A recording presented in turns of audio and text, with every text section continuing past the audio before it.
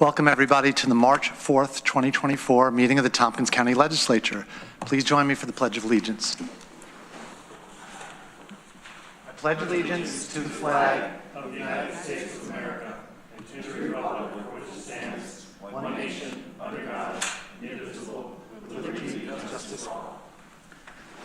Could we have a roll call of members, please? Susan Curry. Here. Deborah Dawson. Here. Rich John. Ann Corman. Yes, I'm here. Mike Lane. Here. Greg Mezzi. Here. Veronica Pillar. Here. Lee Shirtliff. Here. Mike Sigler. Here. Shauna Black. Here. Travis Brooks. Here. Randy Brown. Here. Amanda Champion. Here. Dan Klein. Here. Rich John. 13 members present. We have a quorum.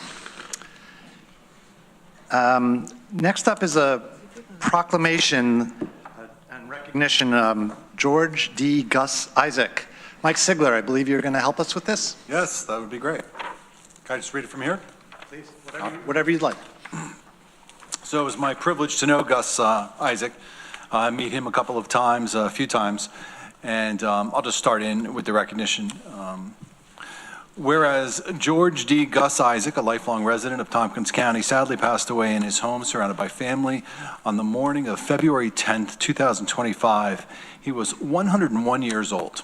And whereas George lived all of his 101 years in his beloved hometown of Lansing, New York, Myers, New York, Myers Point, and whereas Gus was the son of Syrian immigrants, Jenny Isaac and Anthony Isaac, and the youngest of 6 siblings who were born on Syrian Hill, small village of Syrian immigrants who fled religious persecution to work in the salt mine industry on the east shore of Cayuga Lake. It is there where Gus developed a lifelong relationship with the land and the water. And George went on to marry Nina Castelline in 1951, and following his return home from World War II, they settled across the creek on American Hill in Myers Park there, Myers Point. Gus, he was not yet 18 years old when he enlisted in the United States Army, fought the Second World War with Patton's 3rd Division, 30th Infantry Company L. And whereas George fought continuously for 2 years and 10 months, and without furlough, he went across 9 countries in Northern Africa and Europe, served 3 major invasions, the battles of Salerno, Anzio Beachhead, and the Battle of Southern France. He was wounded in Anzio, and then he was taken to the British hospital ship, where he definitely admired the commander there, Captain Britt, who was also there healing from battle wounds. That's where Gus got his Purple Heart. He returned to battle, wherein he would face his greatest combat mission in southern France. It was there in the Battle of Comer Pocket where Gus and his 2 comrades rebuilt a bridge under enemy machine gun fire so that other people who were surrounded, the Allied forces there were surrounded, they could retreat to safety. And when I was interviewing Gus about this, he did say they saved a lot of lives that day. There was no other way out of this area except for this bridge that they built. As I mentioned, he earned the Purple Heart for his wounds. He also won a Bronze Star, and he also got the French citation for his courage in the Battle of Comer Pocket. So that was just a great recognition from France. He was a lifelong parishioner of St. George Orthodox Church and a proud member of the North Lansing Masonic Lodge. And I think the amazing thing, too, about Gus is he went off to service, and when he came back, he built his whole family here in Lansing. It was some of his children and grandchildren are still in Lansing, and they work for the town, and they are just so involved in the community and the communities they service. He was so beloved in the town, they named Isaac Cove after him in the town of Lansing. He was a lifelong fisherman, and you could always catch him out on his boat. And there was a great story in Tompkins Weekly, actually, written by one of our Lansing residents and a former reporter, Matt Montag, and I suggest people read it if they want to know a little bit more about him. So, thank you very much. Thank you, Mike.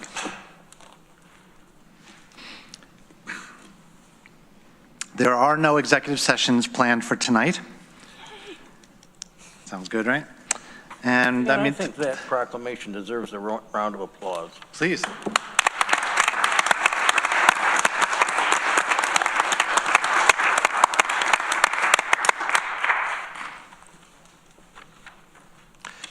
We are up to the public privilege of the floor. This is a time when people can come up and address the legislature on any topic they want for up to 3 minutes.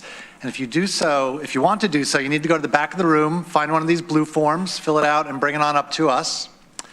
And if you are going to speak, you are agreeing to the following rules. 1, I agree to a 3-minute time limit. 2, I agree not to raise my voice.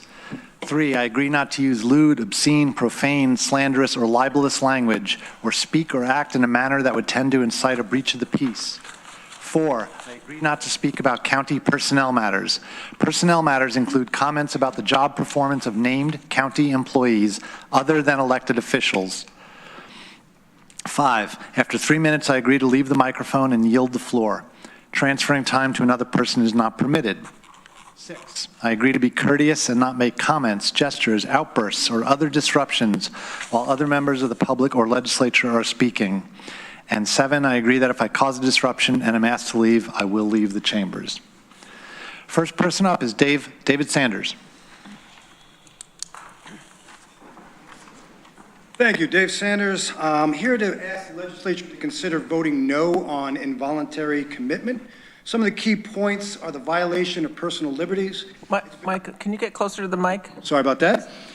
Its potential for abuse, negative therapeutic impact, stigma and social consequences, and the lack of alternative options. I'd rather the legislature prioritize supporting Reach Medical, Tompkins County Mental Health, Family and Children's Services before referring to a facility that doesn't even exist. This resolution is asking legislatures to vote yes based on the intention of a given policy. But I ask you to be more skeptical about government intervention and your ability to solve social problems.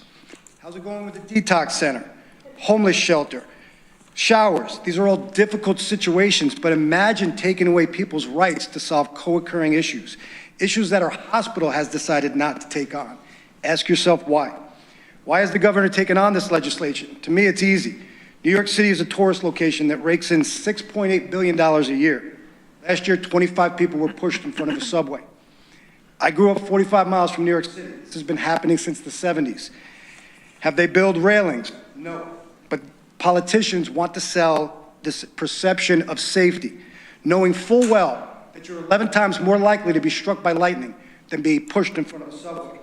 I hope we live in a community where people are innocent until proven guilty, not committed because someone deems them to be a nuisance or disapproves of the way they live or act. By voting yes, you're saying that with your vast knowledge of mental health and social disorders, this is the best answer. I don't recall community-based organizations being invited to public safety to share our ideas, thoughts, experiences, and perspectives. Again, why? I'd like to end with a quote from Daniel Webster, our 14th and 19th United States Secretary of State, that said, "Good intentions will always be pled for every assumption of authority. It is hardly too strong to say that the Constitution was made to guard the people against the dangers of good intentions. There are men of all ages that mean to govern well, but they mean to govern. They promise to be good masters, but they mean to be our masters." Next up is Amanda Kirsch-Gessner.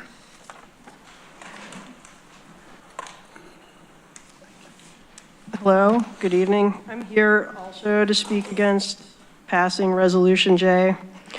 If recent history has taught us anything, it's that sweeping mental health or criminal justice measures, like New York State's failed bail reform, can create unintended consequences that harm the very people they aim to protect. The bail reform law, introduced with good intentions to reduce pretrial detention, ended up tying the hands of courts and local law enforcement, and it destabilized communities all across New York, all because it pushes a one-size-fits-all mandate instead of focusing on what truly keeps communities safe. Now this proposal risks doing the same by broadening criteria for involuntary commitment without fully recognizing the complexity of mental health conditions in crisis. Granting non-physicians more power to commit individuals and adjusting the definition of danger to self or others will likely lead to overreach, disproportionately affecting already marginalized individuals. I've witnessed this locally, and I'd be more than happy to talk about how we're really failing people who are actively in mental health crisis. The DA diverted me to Reach. It took Reach over 4 days to get back to me. An individual committed 8 offenses, half of them violent, against hospital staff because they knew they had to escalate in order to get a more attentive care response. You might think this is an argument for passing this or supporting this. It's not. We have a mental health court in Tompkins County. We could have easily diverted this individual into mental health court with nonviolent offenses. We didn't. We could have had this individual in a courtroom a day later. Instead, it took a bit longer to get there.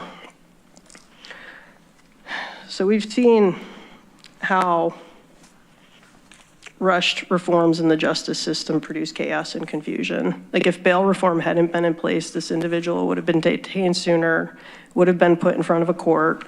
The judge would have ordered the mental health exam that would have determined their capability of aiding in their own defense, and they would have gotten diverted to a psychiatric bed sooner than what we currently have.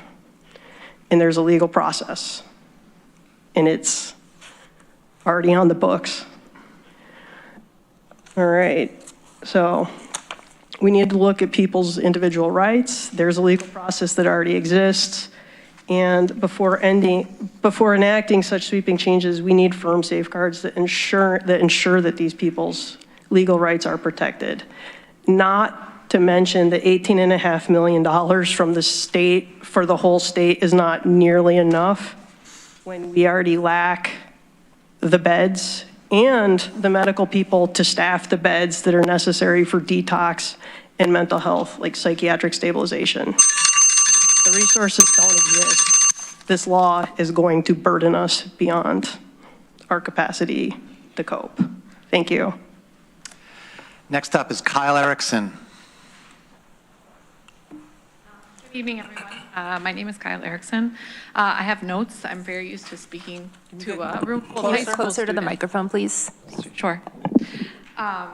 Anyway, I'm here because I'm seeking, right now, I'm running for office to replace your colleague, Dan Klein, from the District 13. So I'm right in the middle of the petitioning process, and I thought this was a nice opportunity to meet my potential colleagues all at once rather than an individual, although I'd be happy to do that as well.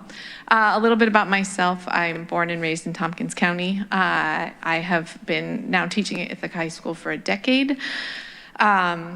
And I think some of the things I offer the perspective of a young parent, or young, I'm not that young anymore, but I'm a parent, a working parent, which I think is a really important perspective. There's lots of us in the county. I think that it's important that they're represented at the county level. Also, as a high school teacher, I have seen a pretty significant cross-section of folks from our community. I've been there for a decade, and I really look forward to the opportunity of sort of channeling what I know and supporting in our community in a really different way, but taking a lot of that experience and that knowledge in a different place. And then lastly, and I won't probably use all my time, but that's okay. Lastly, I'm just really deeply committed to this place. I spent most of my life here. My mom lives here. My brother lives here.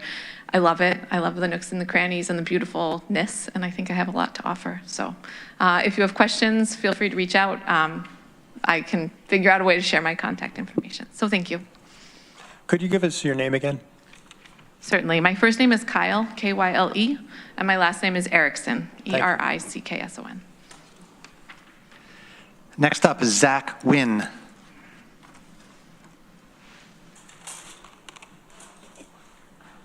Good evening. I have sent you all an article I wrote about the recent vandalism of the Tesla charging stations, which was covered in swastikas and references to Adolf Hitler. The incident is reminiscent of similar swastika graffiti on Ithaca College's campus and flyers that were put up in College Town and at the offices of the Ithaca Voice. Both of these incidents were universally condemned. I noticed that in the comments of the article I wrote and a follow-up article by the Daily Sun, numerous individuals praised the vandalism and appeared to think it was appropriate behavior, with one commenter even mistaking the vandalism for protected First Amendment speech. It should be understood that what happened at the Tesla Chargers is part of a wider pattern of activity that has been occurring across the country, with Tesla dealerships, Cybertrucks, and charging stations targeted for vandalism and even arson, like what occurred yesterday in Littleton, Massachusetts. This follows an incident from about a month ago where someone was attacked at a protest on the Commons. I request that the legislature consider issuing a proclamation clarifying what is and is not appropriate behavior in regard to roadblocks, vandalism, and protests. As the hysteria around Trump's second term as president grows, more incidents like the recent assault and vandalism are certain to occur. Is there anything that can be said or done by this body to discourage future incidents of violence, roadblocks, or criminal vandalism? I believe there is, and it is worth trying. Please make expectations crystal clear. If you remain silent in the face of assault and Nazi graffiti, that silence could be mistaken for approval and endorsement of the behavior. As the weather warms and a protest having occurred just this afternoon on the Commons, it is possible that another 4 years of civil unrest is beginning to unfold. Please consider a categorical denouncement of political violence, vandalism, and roadblocks before things escalate further. The city of Ithaca has begun a cleanup of Jungle 2 behind Agway. This has been a long time coming and will hopefully be the beginning of the end of the violence, theft, sex trafficking, and drug activity that has defined the area for so long. Governor Hochul's plan to amend the mental hygiene law is a positive step forward, and I am glad you are voting on a resolution in support of it tonight. I am reminded of an individual who became notorious locally for walking around with a machete, clearly in mental health crisis, addicted to drugs.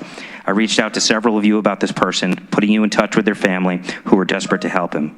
He would often be taken to CMC for mental health evaluations, only to be released within hours before his family could arrive to see him. He was in a state of perpetual crisis, unwilling to seek treatment. At some point, he ended up in the jail, which was the best place for him to be at the time. Had the change to the law advocated by Governor Hochul been in place earlier, it could have put him on the path to getting treatment far sooner and spared first responders from continuously having to deal with his untreated mental illness. He was fortunate he got help before he died. Others are not so lucky. Please vote yes on the resolution in support of Governor Hochul's proposals to amend the mental hygiene law. Thank you. Next up is Richard Rivera. My name is Richard Rivera. I work for OAR on a county level. I work exclusively with the most vulnerable and at-risk populations. I work in the jungle. I'm there from Thursday to Sundays. And on the state level, I work for an organization called CCA, where I do research among this population across counties. Right now, I'm in Westchester County doing the same thing. And the reason why I asked this legislator to vote no on involuntary commitment is because this will impact the most vulnerable and at-risk people among us. When I say the most vulnerable and at-risk people, I mean the people with the most histories of severe trauma, mental health, substance use, poverty, and unimaginable abuses. I deal with clients who have been raped, who have been abused, who have been just dehumanized their whole lives. We think that this law will be another way of exacting more disciplinary tactics. These things are being perceived by these individuals as disciplinary. They are acts of violence on the individual.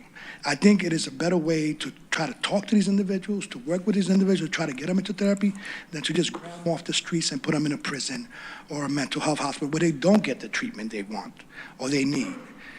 Ithaca is a very small population. We don't have a huge crisis like New York City, as David pointed out. We have a small population. Most of the people in our community are known to us. They're known to one organization or another. They're known by initials. That's how well we know these individuals. Ithaca could do something different.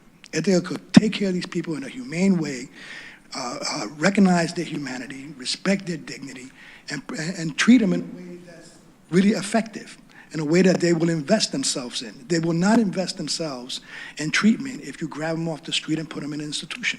That's just not going to work. They're human beings. They're thinking all the time, and this solution is just another recipe for failure. Thank you. Next up is Justine Waldman. Hi there. My name is Justine Waldman. I'm a physician, and I'll just give you a little bit of my background. So I am double board certified in emergency medicine and addiction medicine.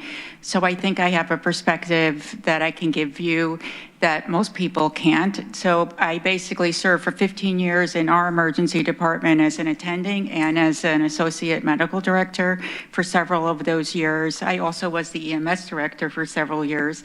I now serve as the addiction medicine consultant inpatient provider that teaches medical residents from our medical resident program. And I am the CEO, founder, and Chief Medical Officer of Reach Medical. So I looked at both Hochul's resolution and at Rich John's resolution, and they're quite different, actually. The resolution that is on the table here takes great strides in actually contorting the data. There is some data on AOT, assisted outpatient treatment, that shows some effectiveness. There is no data that shows effectiveness on solving the public health problem that Rich John is looking to solve. This isn't being put into action for people with severe mental health issues. This is being put into action for people with use disorders who are facing homelessness.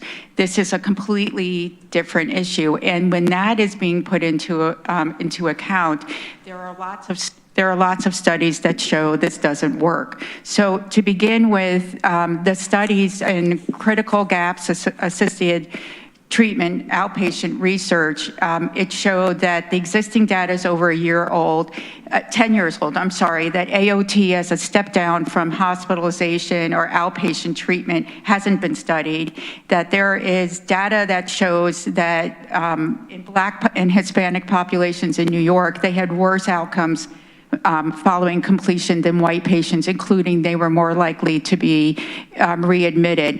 And again, these studies don't study people with co-occurring SUD and chronic homelessness. And then when we look at systematic evaluation of all the studies out there, 33% reported no significant impacts of compulsory treatment compared with control interventions. 22 observed negative impacts of compulsory treatment on criminal recidivism.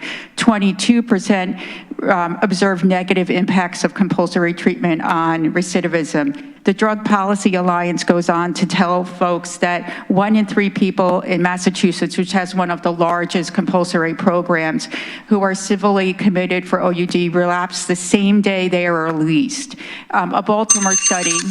Basically, there are a lot of studies. And if anyone wants these studies, I'm happy to give them to you. I'll give them to several of the legislators, but really, please try to read the studies and understand what you're voting for, because this does not make sense. Next up is Anna Vergari.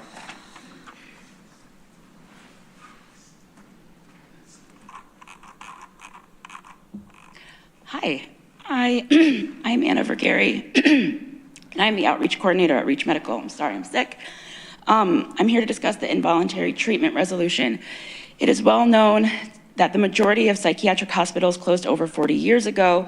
These closures happened for a number of reasons: gross ineffectiveness in long-term treatment outcomes, infringement on people's rights, and high associated costs with low success rates.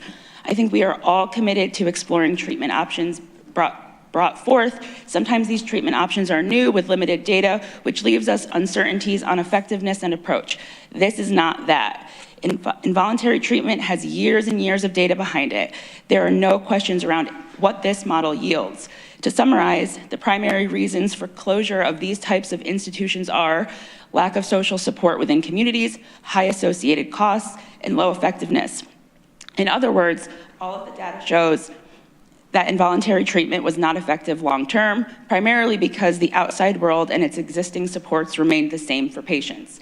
So until we are able to adequately house, support, and care for and improve the lives of the most vulnerable community members, throwing them into jail that is called treatment will provide nothing except the further stripping of human rights, increased trauma endured by the already traumatized population, and skyrocketing prices for the taxpayers. To pass a resolution in support of an outdated and bad model in the midst of the largest opioid, homelessness, and mental health crisis we've seen would be grossly negligent. If that isn't enough to make your decision, I encourage you to consider this additional information. We are experiencing a national provider shortage. There are not enough doctors, nurses, and psychiatrists to meet the current demands. It would be nothing short of delusional to think that we'd find enough providers willing to participate in an outdated model that is not considered the standard of care. We do not have a facility like this. There is no place for people to go. Have we looked at the data around our current systems in place? Have we talked to the hospital and local service providers to gain their experiences and expertise? Expanding 945 services and processes is much different than the proposed resolution. Have we done our due diligence to prove that this is a true need and it is not just someone's opinion? In the midst of a crisis, the last thing we should be doing is overstepping and making decisions for the people who are actually working on the front lines to help. Have you considered how this model would plug into our current systems of care? We have numerous community-based organizations who are doing great work that are under-resourced and underfunded. Implementing an expansive model that is not proven to be effective is only going to take more away from the current models, which are evidence-based and struggling to meet the demand already.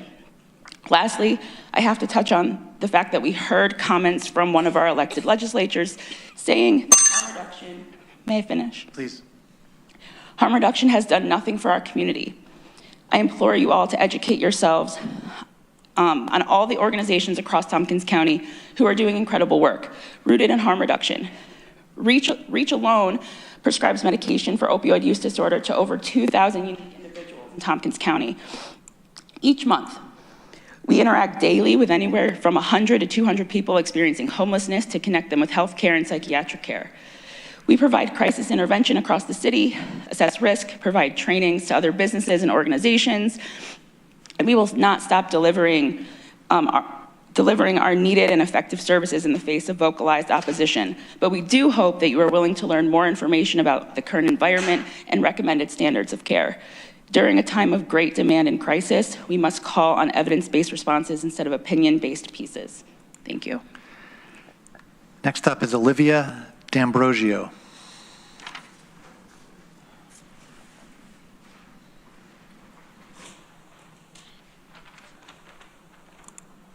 Good evening, everybody.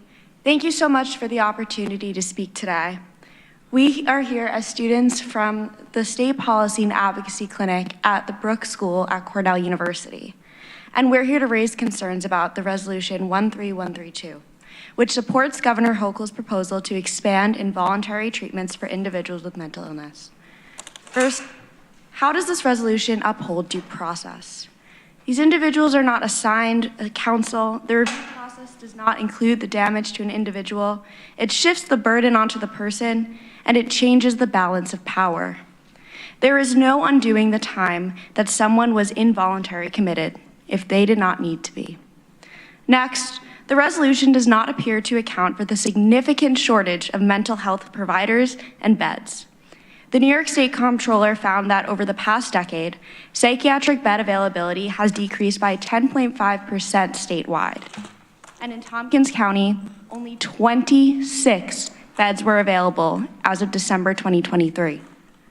Does Tompkins County, given its unique circumstances as an influential county in upstate New York, have the capacity to accommodate this proposal?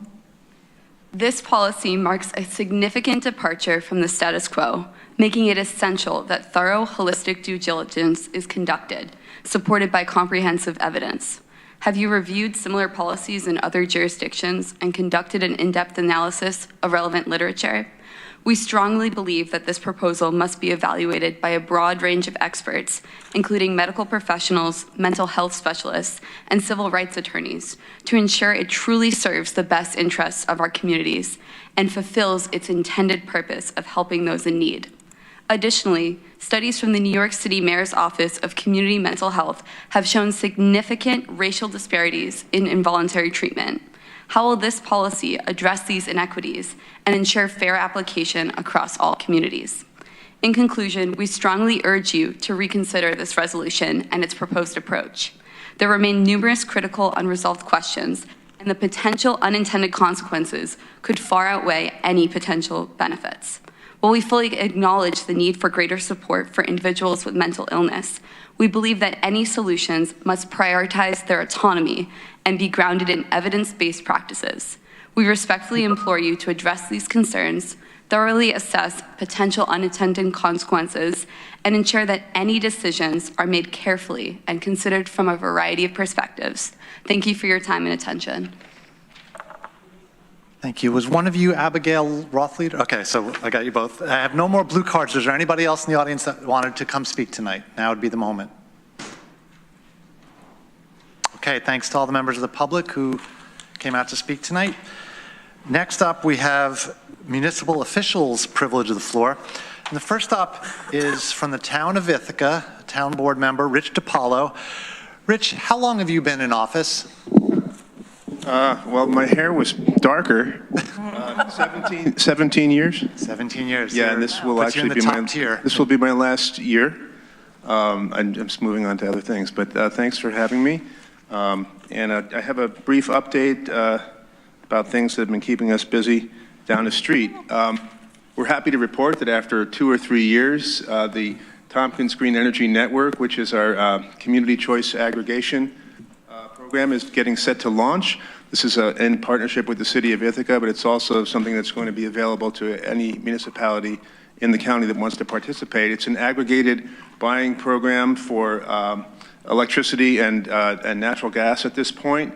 It endeavors to meet or beat utility rates while ensuring an clean energy mix of 60% or greater. Public Service Commission just signed off on the master administrator plan, so we're sort of getting ready to launch that. There's also another component to that, which is going to focus more on locally sited renewable energy projects. That will be more of a private initiative there. The municipalities won't have anything to do with that. Those deals will happen between the administrator and the respective owners and contractors.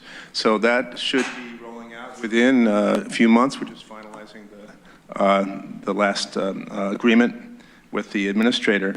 With a couple large-scale housing initiatives in the town, we have the second iteration of the Maplewood graduate student housing complex at Cornell is kind of moving along very quickly.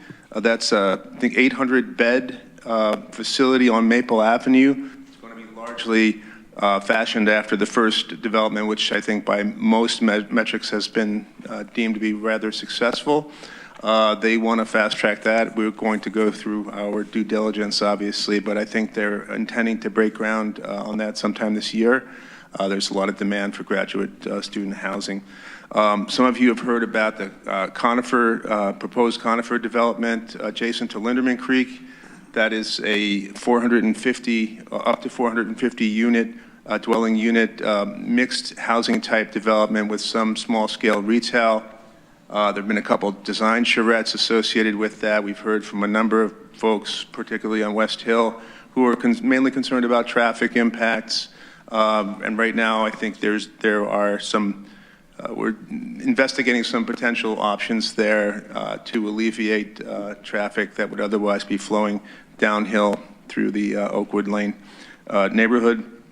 There are a couple sort of things going on with the city it's not really a countywide thing, but there are some implications with the wastewater treatment plant.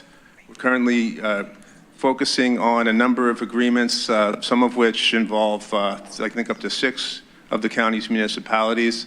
The plant is currently being managed by a consultancy. It's basically a contractor.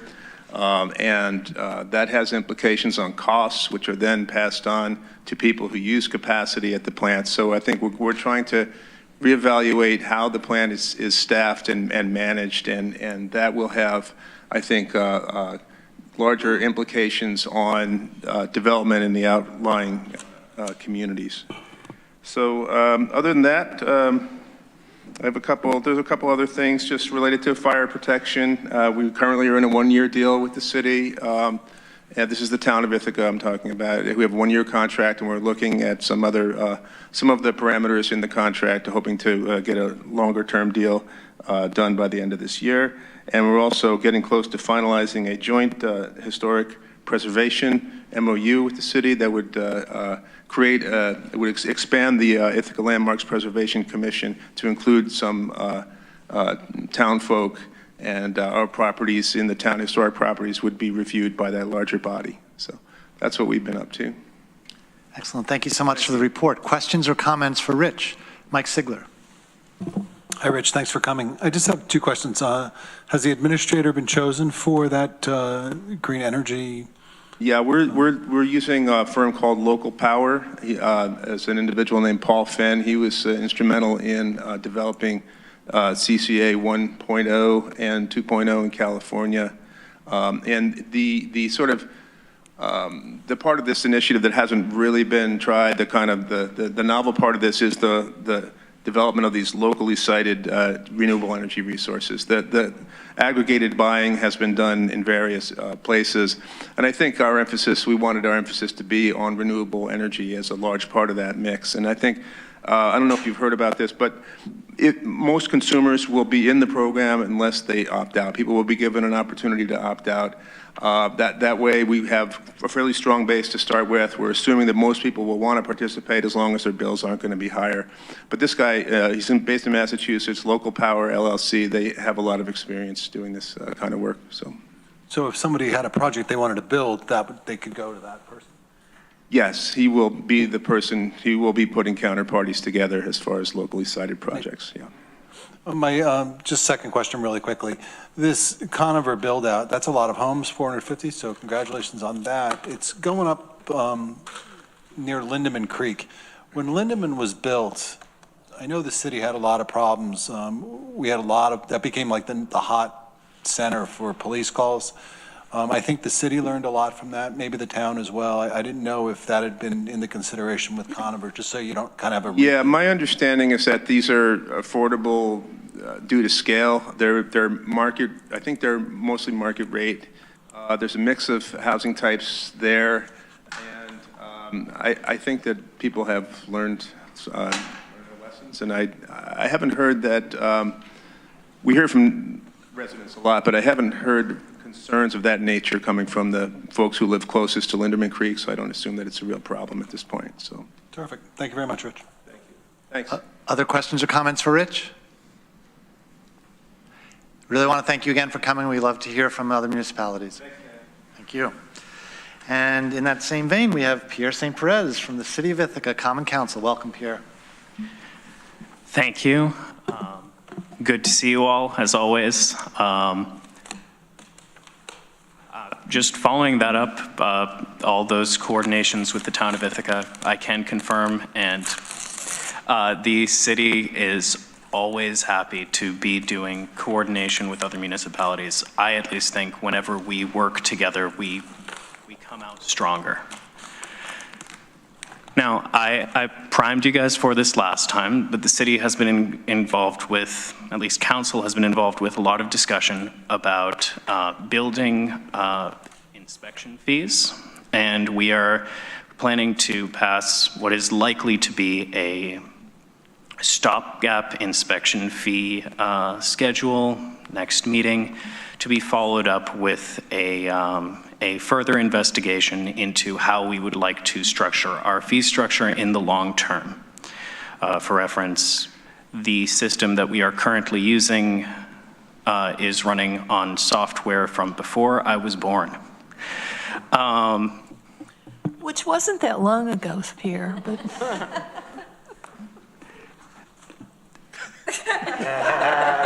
And before Google.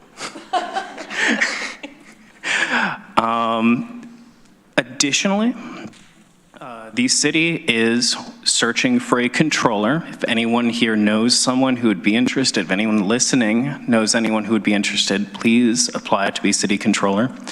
The salary has increased since last time this job was posted, so we are hopeful.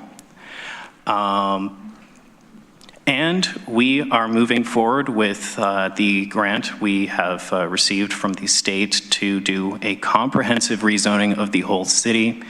The hope is that work on the rezoning proper will start next quarter, and I think the real hope is that this will align with the county's housing goals as well as the city's. So I see this as a win for all of us.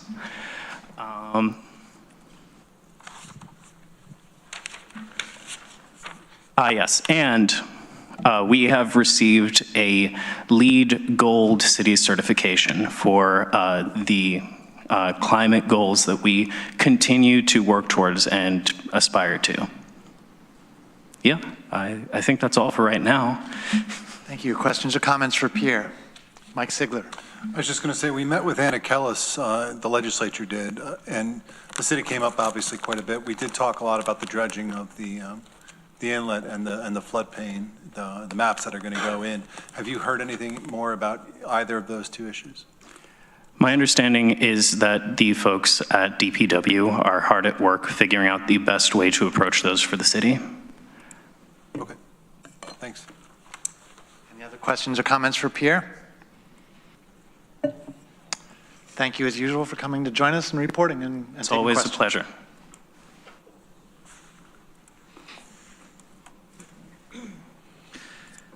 Okay, we're up to legislator privilege of the floor. Any legislators that would like to say something tonight? Mike Sigler. Oh, and by the way, I wasn't putting that on the city. I was putting that on the state, just so you know. So, I just want to also recognize someone who passed away in my community, Tony Adams. Tony Adams, she worked at the salt mine for 30 years, very well known in the community. When she retired, you know, a lot of people can go off into retirement and just enjoy their retirement. She enjoyed it, but she enjoyed it by helping the community. She actually ran the Lansing Food Bank, knew hundreds of people through that, and a lot of people do go to that food bank. I was fortunate enough to be able to work with her at the food bank several times. She invited me in, showed me how that system works, and just one of those people that I'm not exactly sure how we replace in the community. You know, I went to her funeral on Friday, and the outpouring of support for the family, it was remarkable. And just somebody I'll very much miss, and I think the community will very much miss as well. On something that's happier, Grease is being performed at the Lansing High School this week. Starts Wednesday, closes on Saturday. Please go and see it. I was in that show at Sparta High School when I was a senior, and I was Danny Zuko. Just putting that out there for you. So I'm very excited to go see this show. And there you go. Not my favorite musical, but there you go. You better shape up. Heard that. What do you need? What do you just saying. You just go drop out over there, Deb? Amanda. All right, me. All right, I wrote something again. I like writing it because it's easier. The First Amendment affords Americans the right to freedom of speech. This is understood to be the right of a person to articulate opinions and ideas without interference or retaliation from the government. It is one of the tenets of this country that most of us hold dear. Recently, the Centers for Disease Control, the National Science Foundation, and the National Institutes of Health reported that there was a list of words that the federal government decreed to them that they could not use in their science, research, grant applications, or other work. Actually, though, that's not exactly true. The federal directive was not simple censorship. You can still use those words. However, if you do use one in a scientific paper or grant application, your work will be flagged.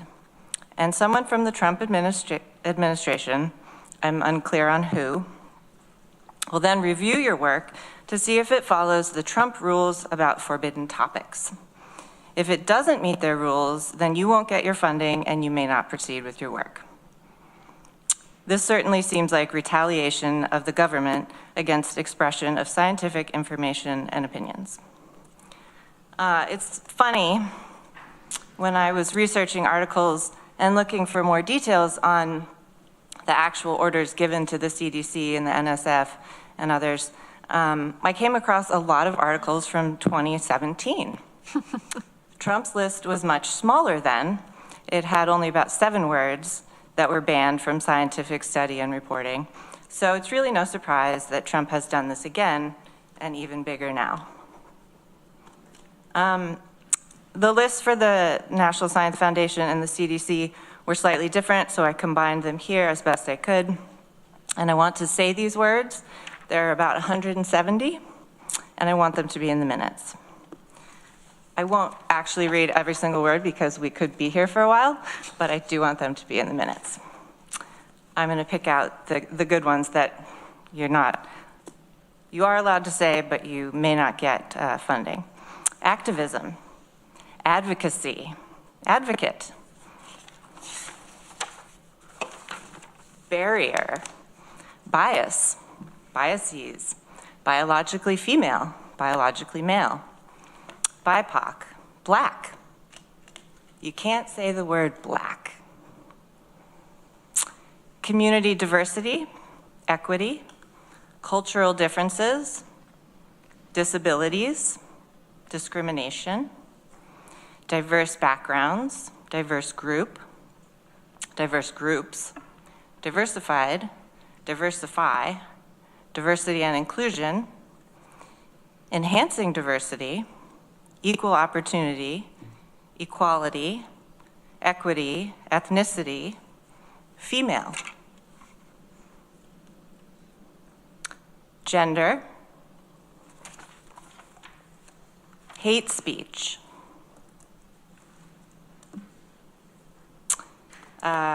historically, inclusion, inclusive, inclusivity, inequalities, institutional, LGBT, marginalized, political, pregnant person, prejudice, privileges, race and ethnicity, racial diversity, racism, sense of belonging, social justice, status, stereotypes, systemic trauma, underserved, victim, and women. So just to reiterate, if you use the word women in your scientific study, it will result in your work being flagged and reviewed to ensure that it meets the qualifications of what Donald Trump wants it to say. And let's also notice the words that are not in there: white, male, and men. The First Amendment allows Americans to speak, write, publish, wear, read, study, research, and protest what they see fit, without retaliation of the government. Donald Trump, his administration, and those who support him are violating that right. Just before I came here, I saw an article in the Ithaca Voice. I don't know if Megan wrote it, but it was about a protest at Cornell from research. Folks are doing research up there, and the funding that they're not getting, they can't have contracts with all the folks they're working with, including farmers. They can't, their projects are dying. They are losing their jobs, or potentially could lose their jobs because they aren't going to be getting this grant funding. So all these things, it's not even just about the words. It's about impacting people's lives. I have numerous titles of articles and links that I won't read out here, but I will also have those included in the minutes. And thank you. Deborah. Well, and now for something completely different. So Dan, Greg, Shauna, and I went to NYSAC last week. And the main reason I go to NYSAC is for the state budget review in my standing committee on taxation and finance. So I prepared a summary of what we learned, because I'm sure you'll all be fascinated. Deborah, before you dive in, can you tell us what NYSAC is, please? Oh, the New York State Association of Counties. Thank you. For the 3 people out there who are watching, yes, okay. So, the state budget review. Overall, the governor's proposed budget as amended makes no major changes vis-a-vis the counties. There are no major cuts to state funding to counties and no major increase in unfunded mandates. The One House bills haven't been published yet or analyzed by NYSAC, so we don't know what they'll change. NYSAC seemed far more concerned about the federal budget than they were about the state budget. What cuts might be made to federal programs and reimbursements, and how that will affect the state and the counties. Medicaid was the biggest concern, of course, because when you factor in all of the funding streams that pay for it, Medicaid funding accounts for half of the public spending in New York State. Federal, state, county, and New York City spending on Medicaid will total nearly $124 billion, that's billion with a B, in 2026. Medicaid costs consistently run higher than budget estimates by about $4 billion since state fiscal year 2024.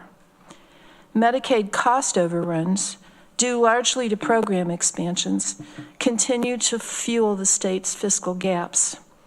Cost containment of Medicaid spending is desperately needed, but the governor's proposed budget has no new cost containment measures. More concerning to me is the fact that the governor's proposed budget doesn't seem to factor in any reductions to federal spending on Medicaid. Under the circumstances that we're facing, that just seems irresponsible. Fully 40% of New York State residents are on publicly funded health insurance programs through Medicaid or the ACA. Consequently, our hospital facilities and medical practices are heavily dependent on revenue received through those programs. And if those programs shut down or are curtailed, some of those medical facilities will be forced to shut down. Largely rural counties like ours will suffer the most. The recently passed House budget resolution, which is a blueprint for the budget reconciliation process, requests an $8 billion reduction in Medicaid costs over 10 years. I can't remember if it's 8 billion or 800 billion, quite honestly. That would have a huge impact on California, New York, and 6 other blue states that this administration and Congress would just love to spank. I heard a lot of confusing percentages thrown around about how much federal Medicaid spending goes to New York and California. So I did some research online.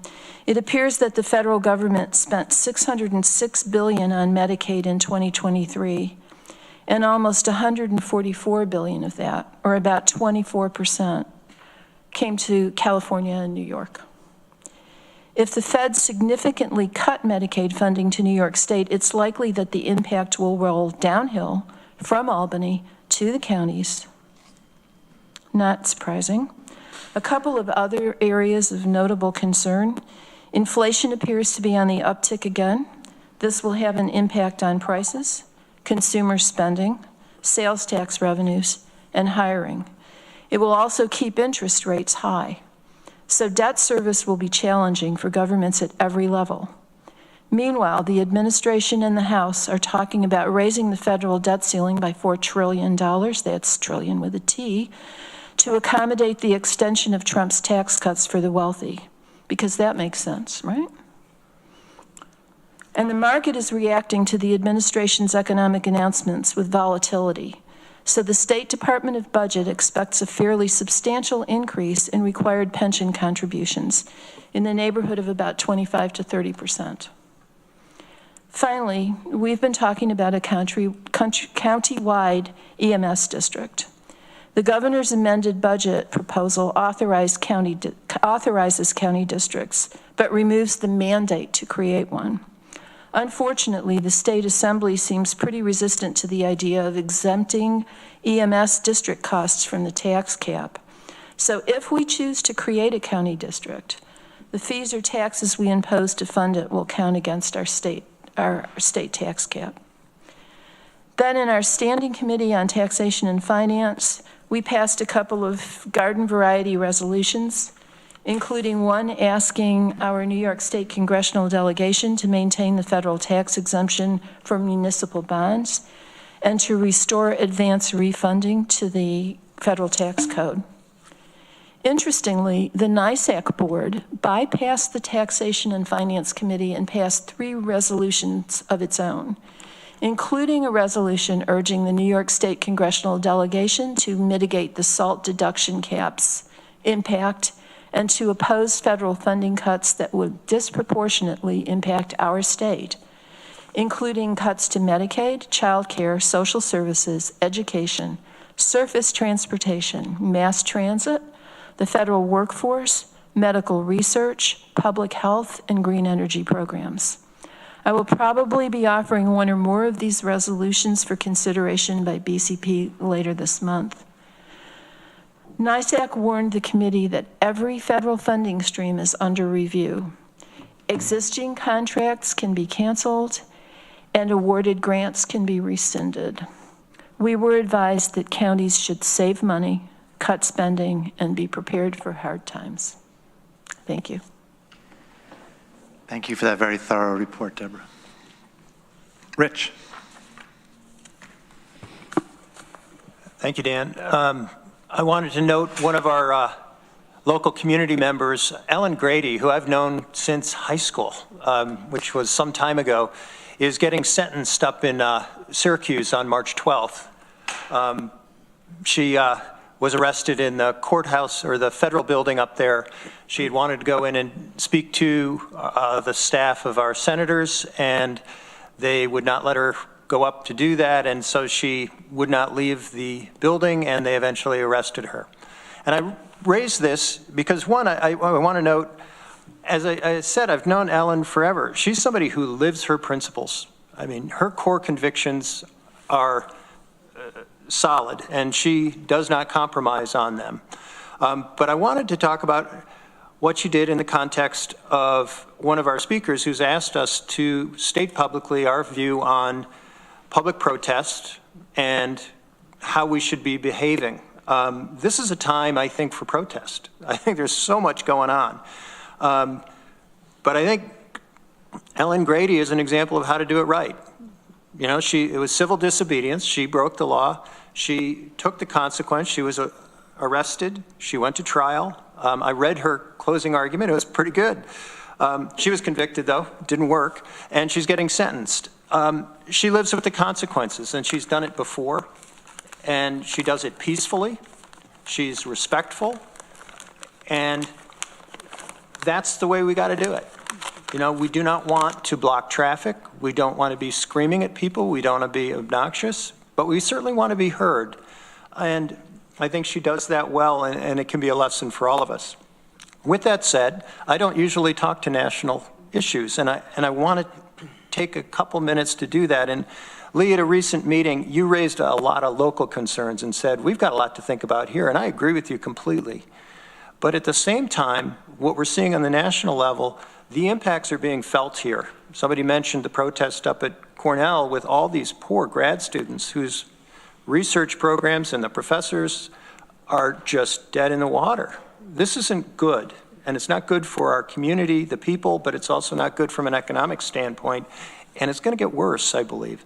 So I wanted to say a few things about what's happening in Washington, and I recognize that few people care what a Tompkins County legislature thinks in Washington, but I want to go on record, and so I'd like to make a quick statement. I made some notes here, and I'd say one interpretation of the recent election was it was a mandate for change, that people did want a hard look at our government. And there is a lot of criticism. It's too big, too slow, too bureaucratic, and perhaps focused on the wrong things. You know, drain the swamp as a campaign slogan had a lot of power for a reason. People are really skeptical about what Washington is doing. So maybe there's some sort of mandate, but what are we really asking our administration to do? And an obvious answer is, well, look at what the government is doing now carefully and do something about it. But this is not what DOGE is doing, the Department of Governmental Efficiency. While the DOGE announcements of wholesale firings and program terminations are getting a lot of attention, there's really been very little analysis of how are they doing it? What is their process? And I say that none of that is really clear. And I've been at a company that did a reduction in force, a RIF, and where a lot of people lost their jobs because the economy tanked on us. And I want to note, in a RIF, there's real human cost. There's lots of anger, sadness, and hurt. And inside a company, a RIF is a painful experience, but a company would never do it by calling the people evil, laughing at them, firing them by text. You know, in our own jobs, no one would want to have to send an email every week to justify their career or lose their job. You know, this is not the way it's done. And the last thing a business wants to do is to project that they're cruel or mean or petty. But that's exactly what DOGE is doing, and they're doing it on purpose. And frankly, I find it embarrassing that our country is doing this. You know, and so there's that whole human element. But I want to make the point that a RIF is not about efficiency at all. Just firing a lot of people doesn't make your government more efficient. It makes it smaller. That's what it does. It reduces. And dysfunctional. You're not going to get to more efficient. You're going to get to smaller. And when a company goes through a RIF, they plan very carefully because you need to be really careful that you're not cutting into the essential organizational structure. And that's not happening here. At least I see no evidence of it, that they're just cutting. And I won't even talk about Elon Musk. I'll skip over those. But I will say there's this claim that he's bringing a business sensibility to this process. That isn't the way business does this. And yes, I hear the claim that we should we should run government more like business. But none of the agencies he touches are going to become more efficient, just smaller and less capable.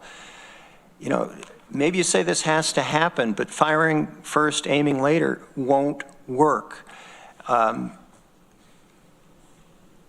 And while maybe we in government can learn from business, and there are things we can learn, there's something very essentially different. A business measures success by profit. It comes down to a financial calculation. Is the business functional? Is it working? And everything else. Government doesn't do that because we have to consider a lot of other factors in whether we're being successful or not, including effectiveness, right? You know, we take on the jobs that aren't profitable, that no private company would say, this is what we really want to do. We want to do something that makes no money, no profit, and is hard. That's where government plays a role, and it's just different. And you can't just apply business principles to that. You have to look at a far more complex measure of what's working and what isn't.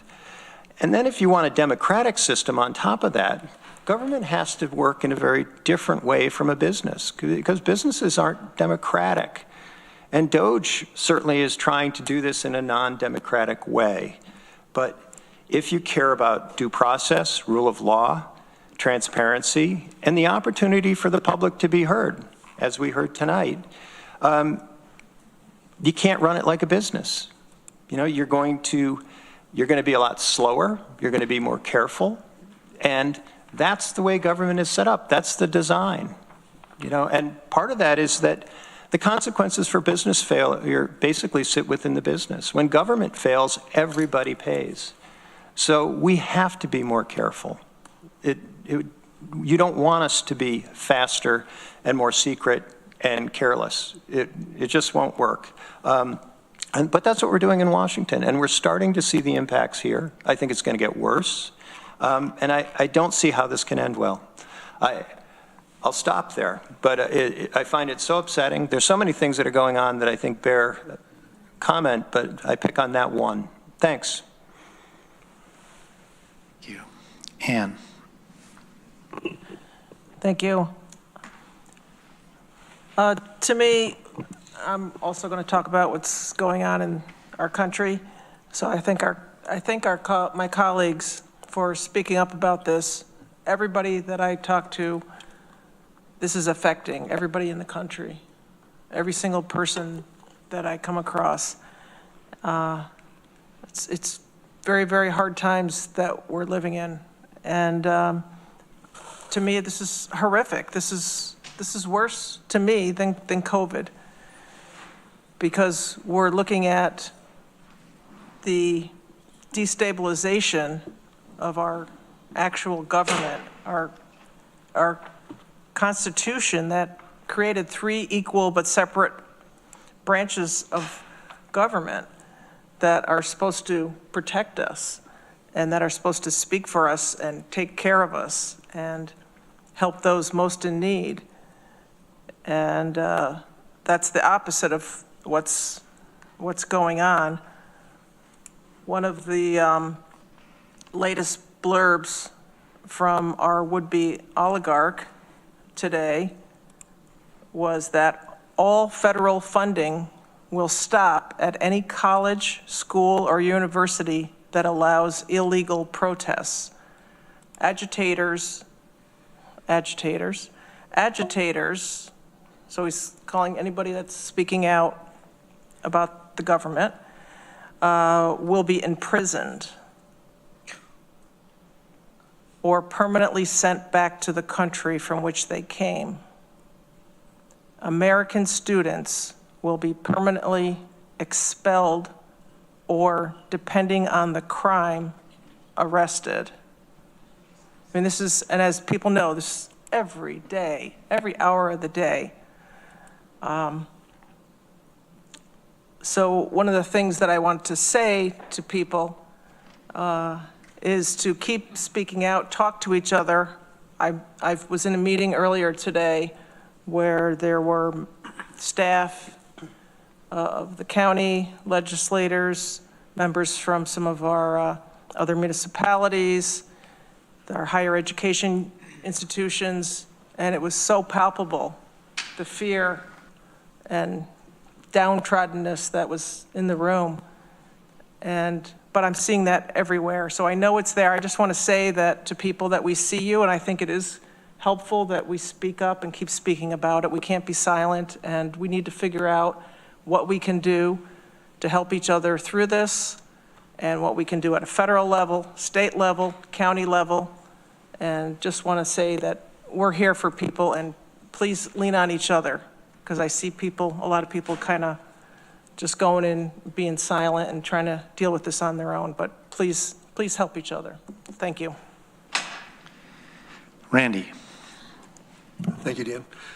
One thing I've liked about being on this legislature is that we're civil with each other for the most part, not always. And so your comments I appreciate. And I would agree with you, Deborah, that I think it's $800 billion over 10 years, that we need to buckle up because the funding is gonna shrink. I don't think there's an easy way to cut spending when it's that atrocious, when we're spending 1.8 trillion more than we're bringing in every year. We wouldn't even think about doing anything like that here. There's just no way we could. And we've been doing it, and our congressmen and our senators have just been kicking the can down the road for how many years, right? And spending money that's not theirs. So there's no easy way to do it. I don't like some of the methods that are being used, but there's absolutely nothing I can do about it, any of us can do here. So I'll talk about something else. So I was at the Community Service Board meeting, and the Tompkins County Whole Health provides a program called PROS. It's Personalized Recovery Oriented Services. It's at the Health Department building on Green Street. And they gave a good presentation about that and how their clients have gone back to pre-pandemic levels, which is good. And they're fully staffed, and they're seeing more clients. And it's a program that helps people to kind of get back on their feet. And it's a mental health support, help them get jobs, there's training. And I was really impressed with the work. I suggested they maybe do a presentation at the Health and Human Services Committee meeting. But one of the issues I asked him, I said, well, where do they get their funding? And most of the funding comes from Medicaid. So I'll just share that. Mike Lane.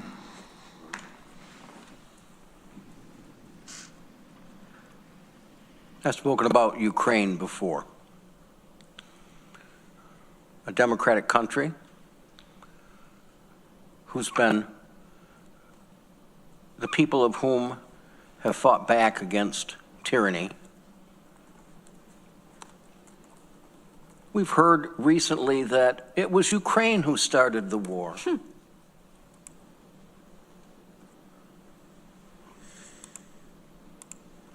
I think Churchill probably would have said, the hand that held the dagger plunged it into the back of its neighbor when Vladimir Putin sent his troops to probably have a few days to take over and take over the government and then be able to run Ukraine again. Well, that didn't happen because the people of Ukraine believe in democracy, and they were willing to stand up and say, this will not stand. And here in our country, we have supported that. We've given our treasure to help that. We have done things like keep track of what the Russians were doing militarily. We were able to tell Ukraine that this war was going to start by the Russians. Now we're going to stop having any CIA looking at the cyber crimes that Russia is committing? Heaven help us, we don't want to have that information, right?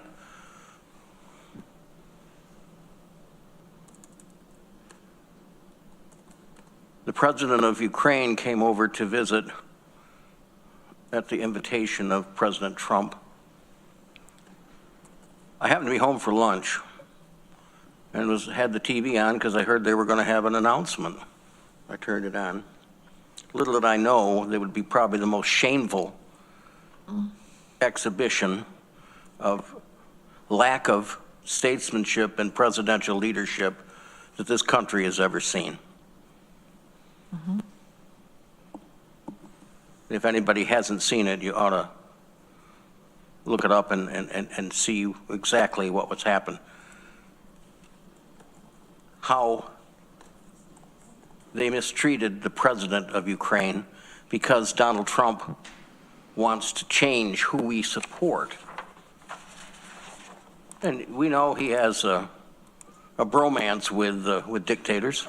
Mm. But watching this, watching his pit bull vice president lunge at the president of Ukraine, watching Mr. Trump shake his finger at him and launch into things going back to the 2020 election about Hunter Biden's laptop and other things. Give me a break. What a shameful exhibition that was. I was embarrassed to be an American when I watched that. What was worse, well, and I want to say, at some point I was so amazed, I guess I didn't know whether I was watching a news event from the White House or a excerpt from the Game of Thrones, the way they were mistreating Mr. Zelensky. But what was even worse was immediately afterwards. Trump's supporters were saying how rude Mr. Zelensky had been in this situation, and how he should have put on a suit. Give me a break. This man is leading, from the military standpoint, a country that's on the edge of destruction if we don't continue to help it. My question is, what happened to the Rockefeller Republicans?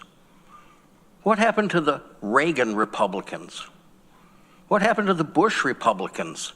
Where are those people standing up and saying America has to be strong in this world and protect Europe and protect Asia because we are the world's last best hope?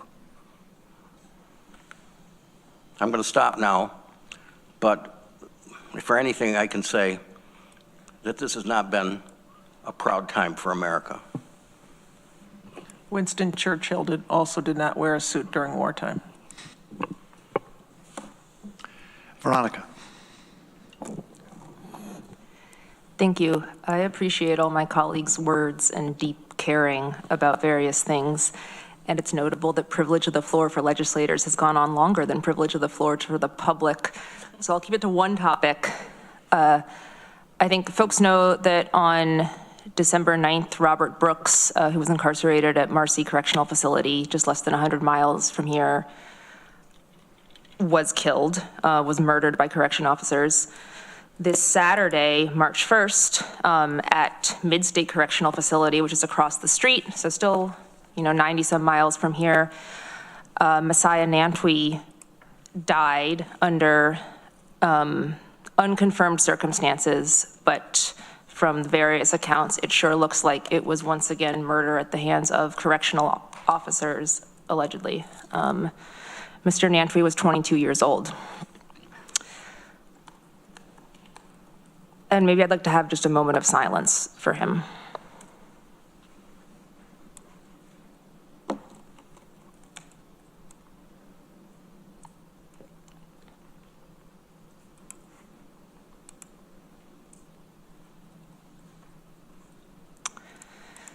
People incarcerated in prisons are already having a bad enough time. I can't say enough about how many things have gone wrong or always been wrong to have repeated murders of incarcerated Black men. On Saturday, March 15th, I do want to invite you all to a town hall around Justice for Robert Brooks. The event, I didn't help plan it, but the event was planned before Messiah Nantwi's death. I'm sure this will be mentioned. Saturday, March 15th, 2:30 to 6 p.m. at Southside Community Center. At 4:45 p.m., there will be a free dinner. And I'm told some of Mr. Brooks's family and friends will be there. There will be community discussion. Please come. That's all. Greg. Yeah, I would just maybe request of the chair, is there any way we could move resolutions J and N up in the order of business without, if there's no objection, just to accommodate those that are maybe here in the audience that have hung in with us to this point. I don't want to comment on anything else at the moment. I have no objections. Does anyone have objections to moving those two resolutions up? No objections. Okay, then we shall do that.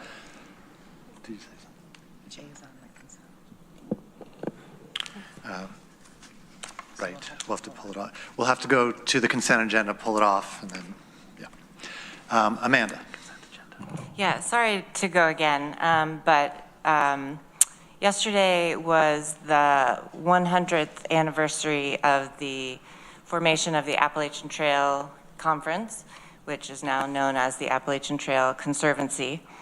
Many of you know that the Appalachian Trail is near and dear to my heart for numerous reasons. And I just also wanted to say that the ATC has put out a statement that they are struggling because of the federal situation and will be losing funding. And it's a private-public partnership between states and small communities and the federal government. It's a national scenic trail, and it takes everybody to support it and protect that land so that millions of people can be in nature and experiencing that. I may say more about this in 2 weeks, but I just wanted to note it because it was the 100th anniversary yesterday. Shauna. Thank you, Dan. I know that we're tapping on some time here, so I'll make it short. And I wasn't going to raise my hand at all, but I do feel compelled to say a few things. First off, I love this country. I have grandparents, I have family members that have fought for this country. I have loved ones that are law enforcement, that go to work every day and stand by this country. And to see what is happening to our country, the divisiveness, to see what happens daily, I feel like I spend half my time on the phone reloading CNN, reloading New York Times, hoping that I am going to see something that provides some solace and some peace of mind. And that's not happening. Annie brought up the students and the protest, and I think it's really a shame that people can storm our Capitol and not serve any time. Yet we're talking about protesters at universities that are being faced with consequences. My wife the other day told me that 6 states are trying to appeal their gay marriage laws. And, obviously I've been part of the fight for a long time, so have many of my colleagues around the table here. And I know certain people, I have relatives that voted for our now president and, said, you know what, that's never going to be on the chopping block. I'm going to fight for you. I'm going to fight for gay. It's all bullshit right now. It's all just smoke and mirrors. Sorry for the bad word. But it really is. And I think that we can sit around the table and, we can vote for who we want to. This is America. But the reality is, whenever you start taking away rights, whenever you start changing people's lives, like, what are we doing? What are you doing? I could look across to any one of my colleagues and you could say, I don't want to hurt your family. But as long as you're voting for someone who does in fact want to hurt my family, then it's personal. So, take it for what it is. I don't think any of us can be silent right now. And if that means that every 2 weeks we have a legislature meeting where all of us go around and have a little therapy and maybe feel better at the end of this meeting, then that's what's going to happen. Because I feel like the reason why I live in Tompkins County is because I feel safe. And I feel like we're a community. What's happening around the nation and with our federal government is an absolute embarrassment. Any other legislator privilege of the floor?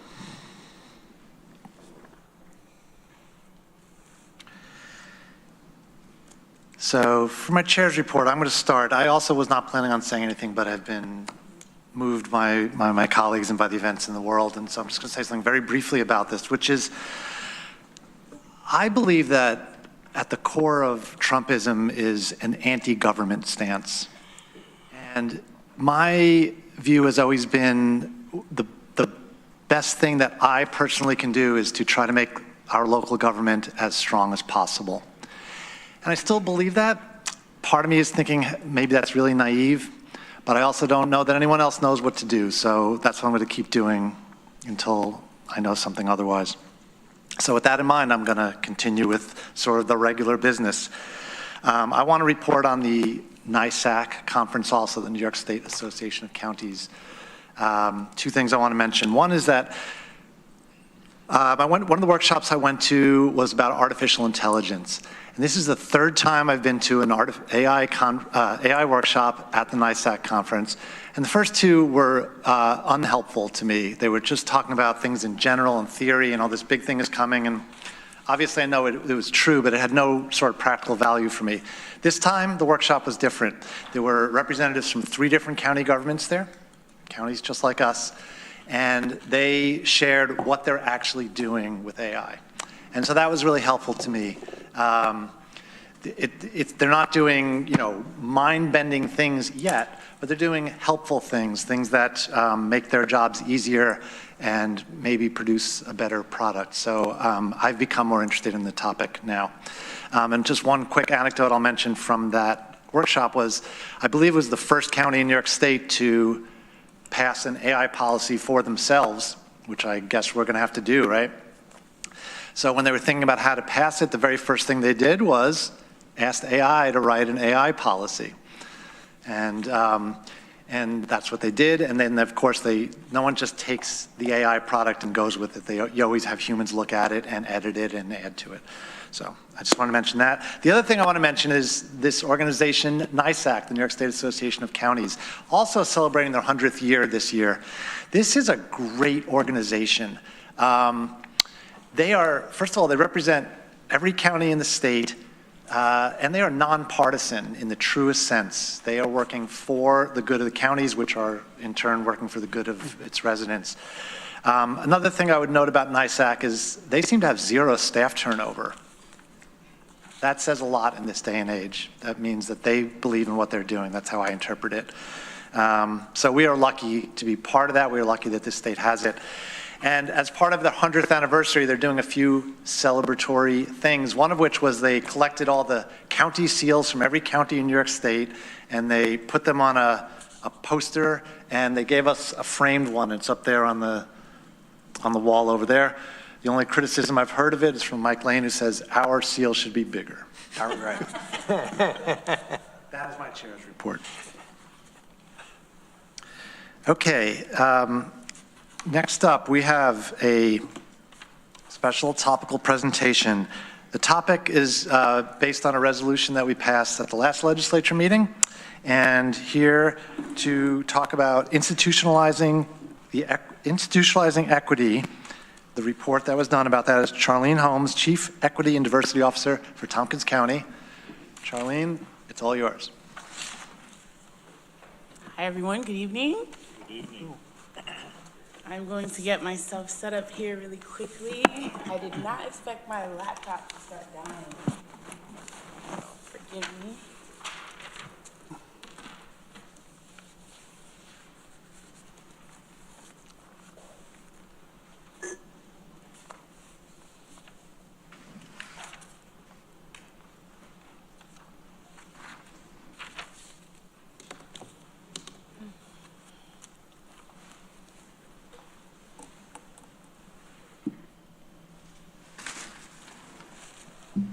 Great. I promise to be as short and sweet as possible. So good evening, members of the legislature, Tompkins County staff, and community members. Tonight, I am pleased and proud to present the inaugural Tompkins County Institutionalizing Equity Report, which marks the first completed objective of our county strategic plan under our organizational excellence goal. To note, this report and resolution was adopted on February 18th. This report outlines the framework and methodology for embedding equity across our operations. But before I begin, I would like to thank and emphasize the critical role that Southside, GIAC, UPI, the CJC, AAPI, Latino Civic Association, Human Rights Commission, SURGE, and various equity practitioners from the Community Foundation, Cayuga Medical, the Office of Family and Children's Services, Cornell University, and Ithaca College played in this creation. Their involvement spanned across focus groups, community-led events, one-on-one conversations, and their continued advocacy within these chambers. They have ensured that this effort is rooted in the needs specific to our community as we as a county aspire to drive tangible, measurable changes in how we operate as a government. In addition, I would like to highlight the continued work of our Tompkins County staff who tirelessly answered my questions, developed metrics and maps for me to follow, provided their volunteered time, and truly believed in operationalizing this work. A special thanks to JEDI, our core equity team, who spearheaded this work through WDIC dating back to 2018 as a Diversity and Inclusion Infusion Committee. I don't know how they planned on saying that, but anyway. And I recently came across some more historical facts about our county and its efforts.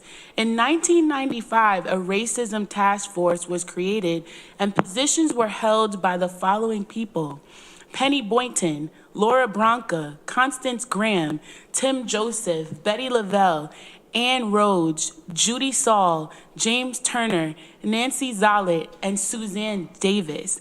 These are just a few names dating exactly 30 years ago of consistent work within this community and right here within this legislative body. I thought it was the most amazing thing. One of our staff who's retiring shared that with me. I could name many more. The tireless and often free work that has been done cannot be understated. And tonight, on the record, to all of you, I want to thank you. I could not have come into this community a year and a half ago and done this work without you. I may not have another opportunity to tell you this, but a special thank you to Joan Jerkowicz, Rachel Graham, Dr. Kenneth Clark, Shelley Michelle Nunn, Dr. Leslyn Claiborne, and Jordan Clemens. You all spent countless hours with me, and I am forever grateful. Now back to the report. This report is not just a statement of intent, It is a commitment to real actionable steps that will operationalize embedding equity within our daily practices. It's a tool for making systemic changes within our county. I also urge you to think of operations and how we provide our services.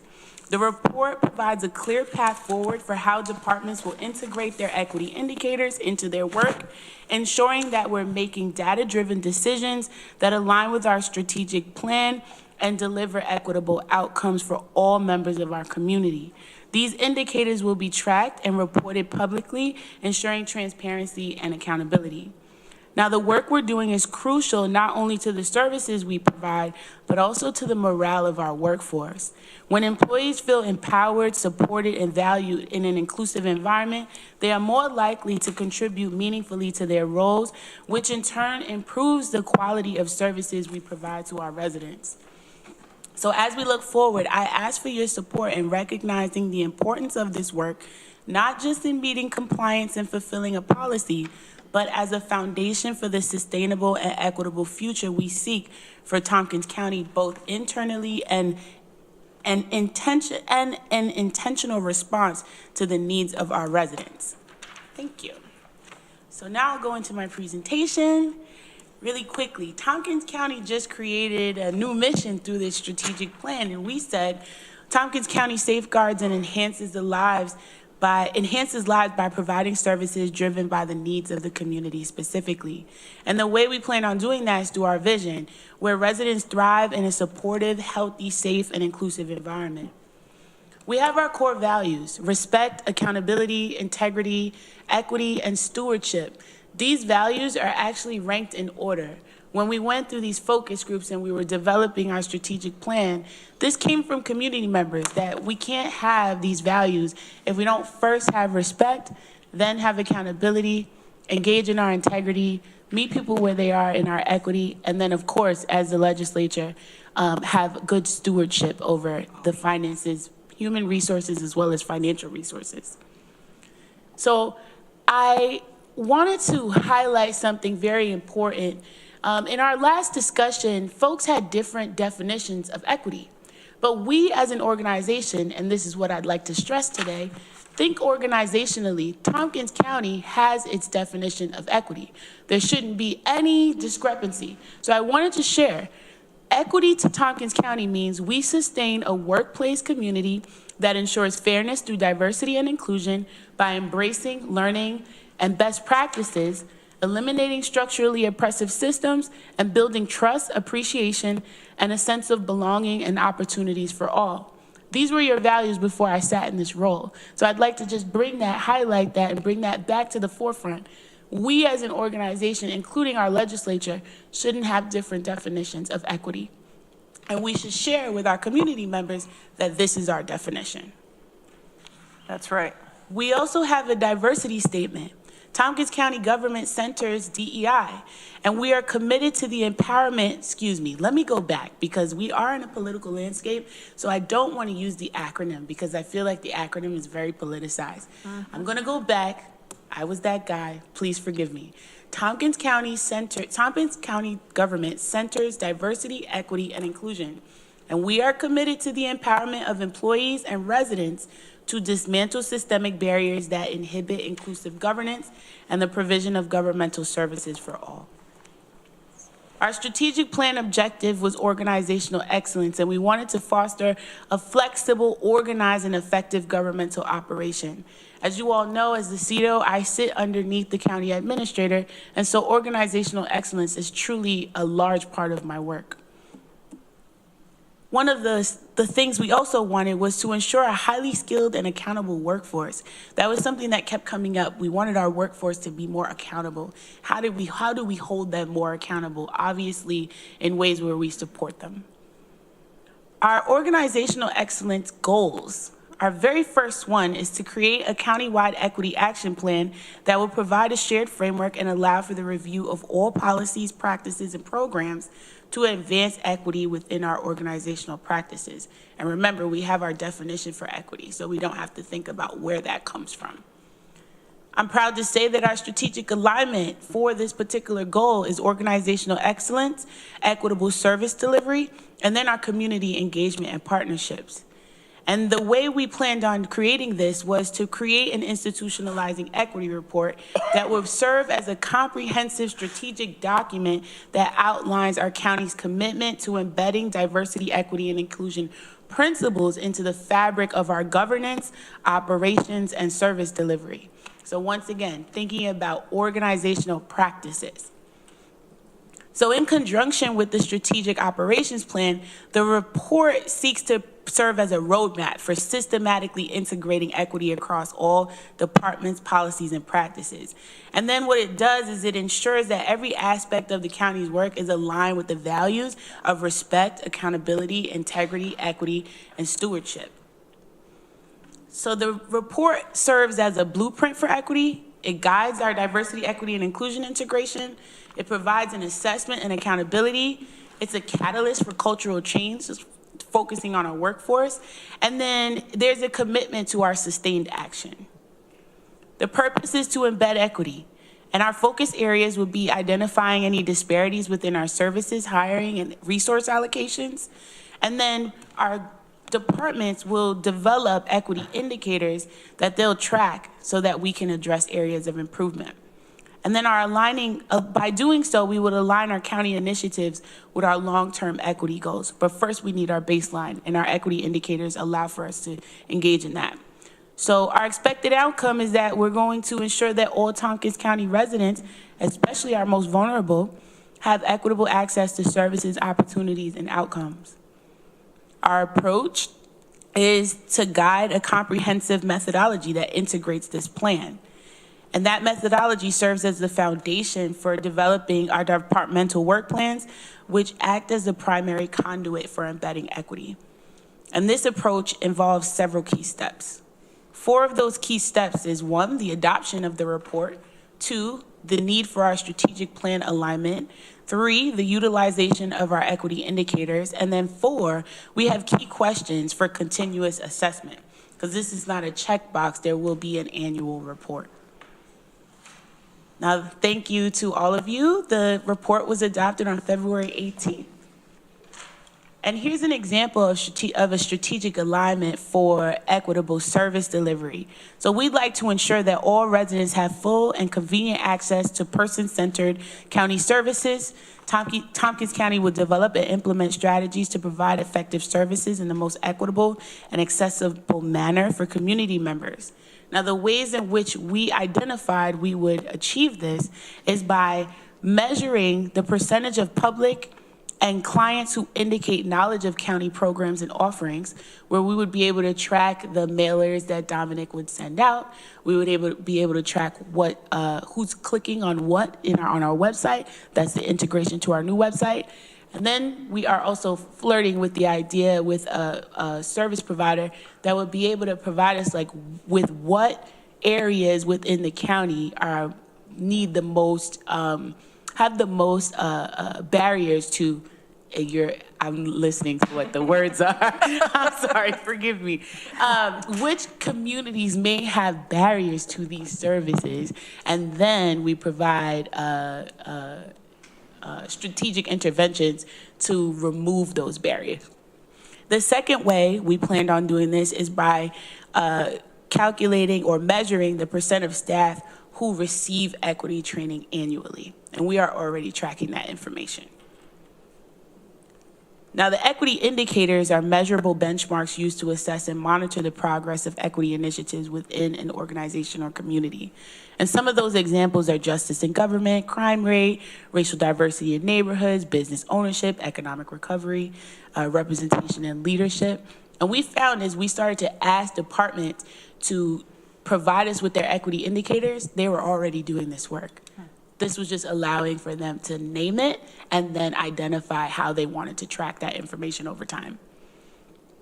So how does this work? Like I stated, and I've been repeating myself a lot, so please forgive me, departments develop their equity indicators to be included into their 2025 work plans, which thank you to all of the committees who are asking our department heads, hey, what's your equity indicator? What are you working on? There's going to be a regular data collection to assess performance of these indicators, and department heads were able to choose how often they wanted to report, annually, biannually, or quarterly. On the back end, along with the deputies, the county administrator's deputies, we're tracking this information to provide a baseline and aggregate the disaggregated data so that when we present it to you, it's holistic in nature. And then the use of the data analysis to identify gaps and improve services.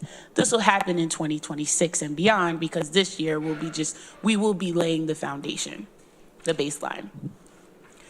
And we plan on supporting county departments through county administration to guide the implementation and, as I stated, track the progress. And then departments will share their progress based on their reporting selection. What does this mean for the legislative adoption? The adoption is the official framework for embedding equity across our county. And to do that, we ask that you support the allocation of resources to ensure the successful implementation and ongoing data collection. I recognize, Deb. Oh, you didn't look at me. Okay. It's going to be a lean here. We recognize this, but if we're looking at the ways in which we're allocating our resources through our equity lens, we might be able to see some of our communities that have been either historically ignored or are vulnerable populations that need more resources. We might be able to find a way to intervene where we can still remain fiscally healthy. Our commitment to long-term equity goals as a part of the county's mission and strategic direction is also what this means for you all to adopt this particular report. Now I am done. I feel like I talked a lot. So any thoughts, any comments, any questions, any feedback? Randy. Thank you, Charlene. I learned quite a bit. For some reason, I thought this was workforce related. I mean, I didn't realize, it was ignorant to understand that we're going to look at things like office the aging and who they're servicing. And so is it more, so as an example, would it be like, say, Meals on Wheels, and people just aren't familiar with it, or we see a pocket of areas of people that could be getting it, but aren't for some reason? Is that kind of, and then you figure out how to do that? Yes. Is that kind of what you're? Yes, data related. So we need to make sure that we're collecting where those communities may be, right? We have to justify why they might not have access to that particular service. And then we can create interventions to bring them into the fold so that they can gain access to the service. So yes, you're completely correct. I think the complexity is going to be reaching people, because there's so many areas where people get information or don't get information, and quite often is to not inform. So that's probably going to be the biggest challenge. What I would love to highlight is that our GIS team last year created a comprehensive census diversity track for all of your districts. And so you can go into your district and find out your demographic information in your district. And our COFA team, I'm always using them, COFA is actually using that particular platform to identify where some of their most vulnerable populations may be, where there might be some gaps in their services. So I always wondered what they were doing the GIS mapping. Amazing. I'm serious, I wasn't really clear. Amazing work. Amazing work. It's like, oh, they're doing, great. Yes. Whatever that is. So that's good. I learned that today too. But I have other questions, but I'll catch up with you. So. Okay. Ann. I want to thank you, Charlene, for the presentation. I'm sorry I wasn't here at the last legislature meeting to vote in favor of the adoption of the report. And so just thinking about, we have a new center of government we're planning, but even sooner than that, the impacts, as we talked quite a bit at the legislature, privilege of the floor, about the things that are going on in the federal government that we know are already starting to affect folks locally and that are going to continue to roll out different effects.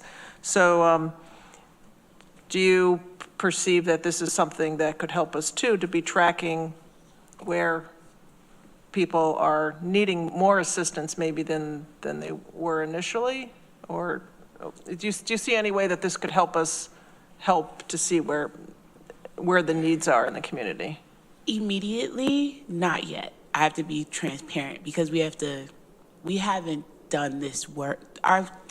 Our departments have been doing this work, but they have not been tracking it in this manner. So this year is a baseline year for us. Baseline. But over time? Moving into 2026 and beyond, we will be able to see some data that might be able to help us better capture how we're administering our services through our strategic plan.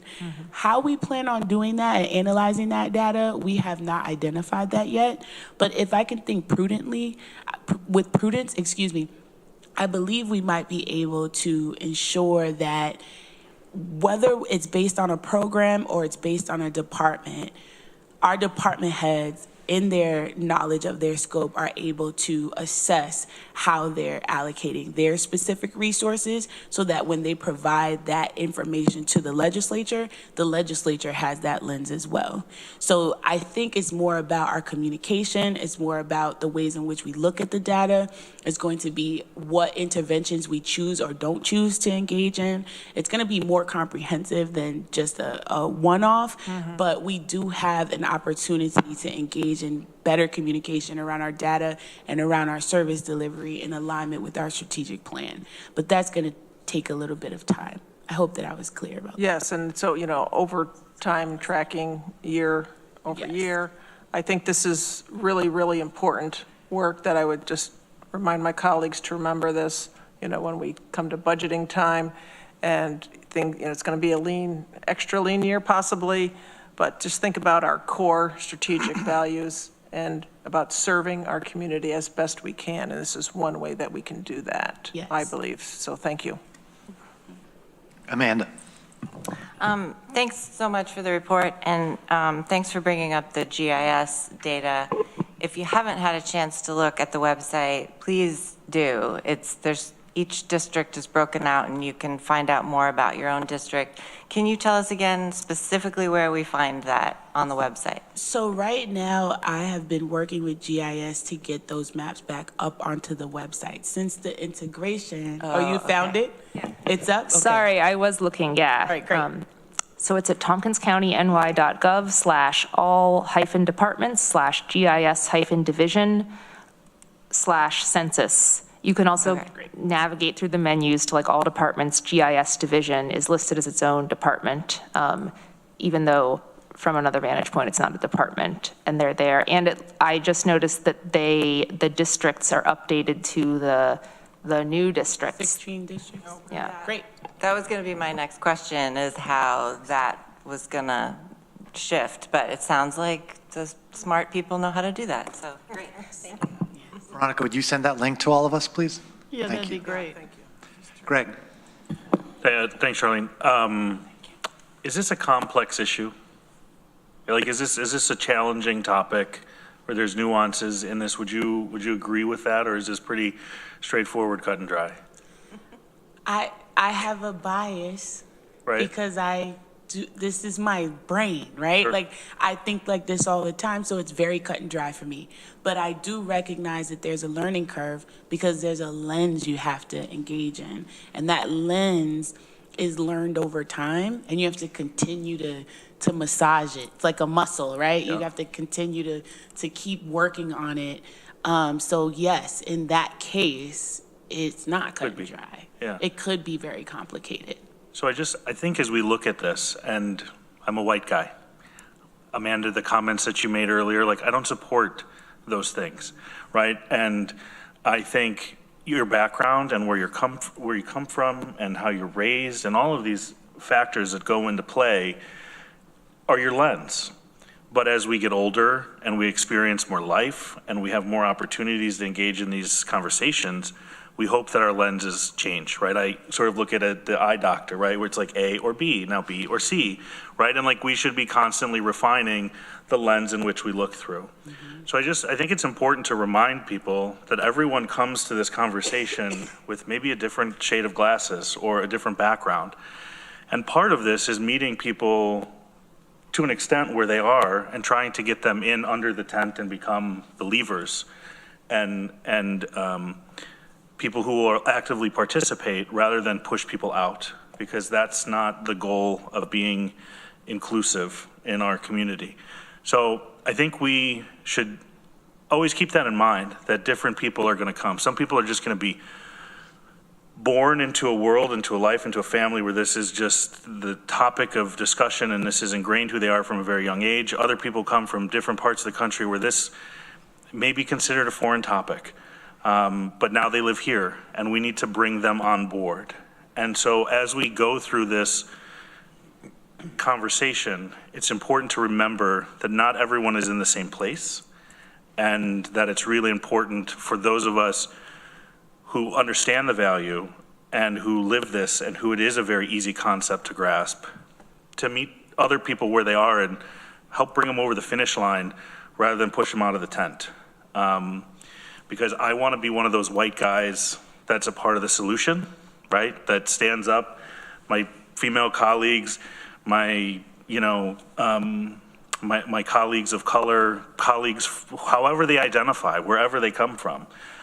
So I look to the other white guys around the table. Let's be part of the solution, right? And let's, just continue to look at this and continue to change the lens in which we learn and we enact this from, based on the information that we get over time.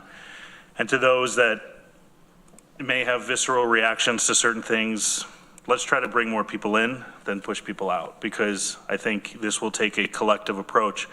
Because as we think about our county employees, we have county employees from all walks of life, from all diverse backgrounds, and it's important that we get everybody on board and to be a part of this, because ultimately that's going to create a better Tompkins County. So I just want to kind of take the minute to say that. So hopefully we're not perceived as part of the problem, but we're, part of the solution, and we can get out of the way, actually, if you are part of the problem, and let this work be done and get on board, because we'd love to have everybody understand the value of this work at the county. Randy. I always consider myself a mutt. On data, so you talked about the county's role in data, and you had all these other entities and organizations involved in developing this. Are they providing data back to the county that we are going to be responsible for managing and accumulating, or are they doing that on their own, or? No, not at this time. I wanted to honor the people who embraced me and taught me about what Tompkins County is. I'm not from here.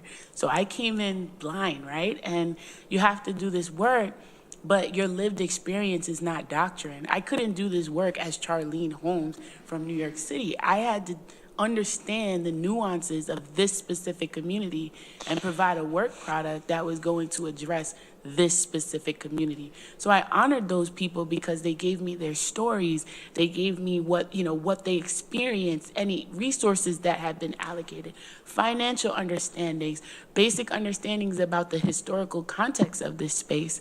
And they shaped my additional lens to be able to provide this to the county administrator and our strategic planning team as something that would be beneficial specific to Tompkins County.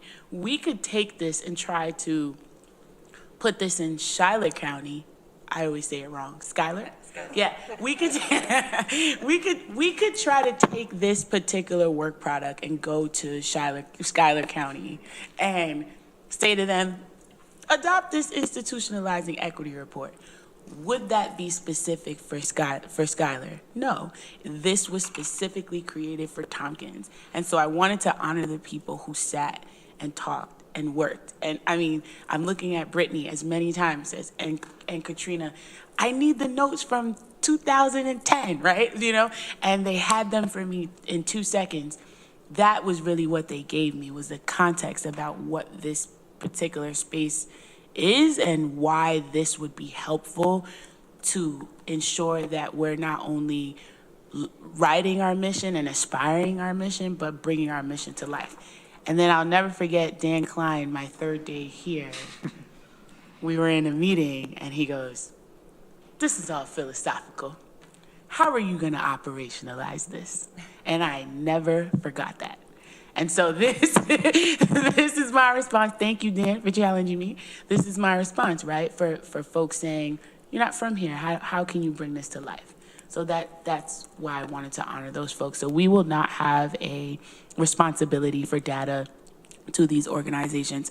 Our responsibility to these organizations is that when we're doing this work, we're keeping their input in mind, and we're making sure that we're addressing specific needs as they come up through our data collection, our analysis, and informed decision-making. That will be our accountability to them. Thank you. Any other questions or comments for Charlene? Veronica?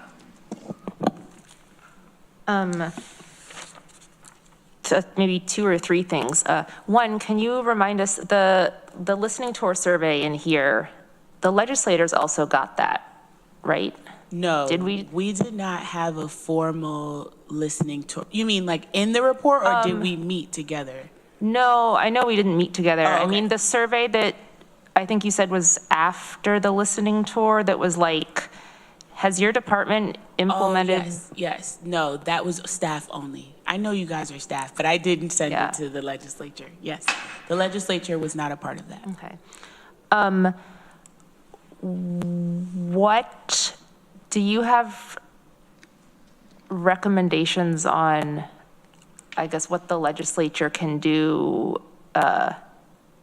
And feel free to reject this question, but as the bulk of the leaders of this organization, how can we integrate into this work and support all our staff, I was going to say not elected staff, but even including the other elected ones,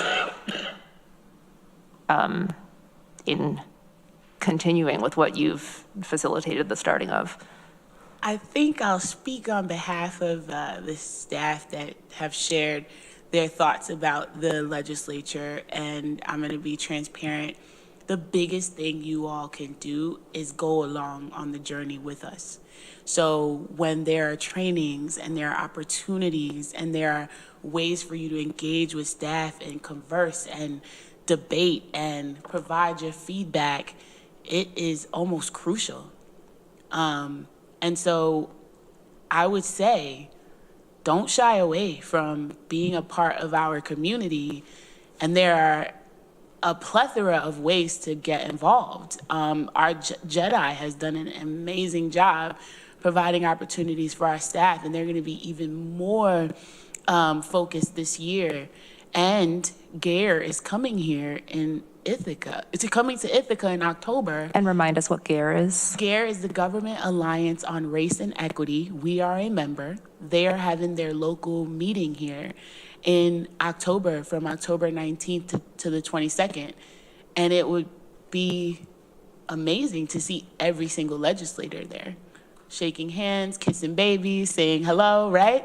It would be important for us to support our staff in this way, because our staff were the ones who brought this to life, in particular our department heads who know their work and knew exactly what to pick up on when presented with this particular roadmap. So that would be what I could share. Thank you. One last question. Speaking of data and inclusion, we're planning for a climate survey in 2026 for the first time in a while. And the old climate surveys aren't part of this report, understandably. So how is the new one going to fold in, I presume? And if so, how? So the new one will fold in the annual 2026 report. So we will administer the climate survey, share the data, and then in 2026, that report will outline how it aligned with our internal, external goals. What data did we aggregate from it, so on and so forth. So we have the annual report as a conduit for that particular data point. I did not share it in this one because that was specific to 2014 and 2018. And some of that data was very extensive, and I felt like it serves better when we actually do another survey and we can see the data comprehensively from those three times it had been administered. So 2026 annual report will be the place. Charlene, thank you for your work. Thank you for the presentation. We all know how to get a hold of you. Thank you. We are now going to take a 10-minute break, and when we come back, more legislature meeting.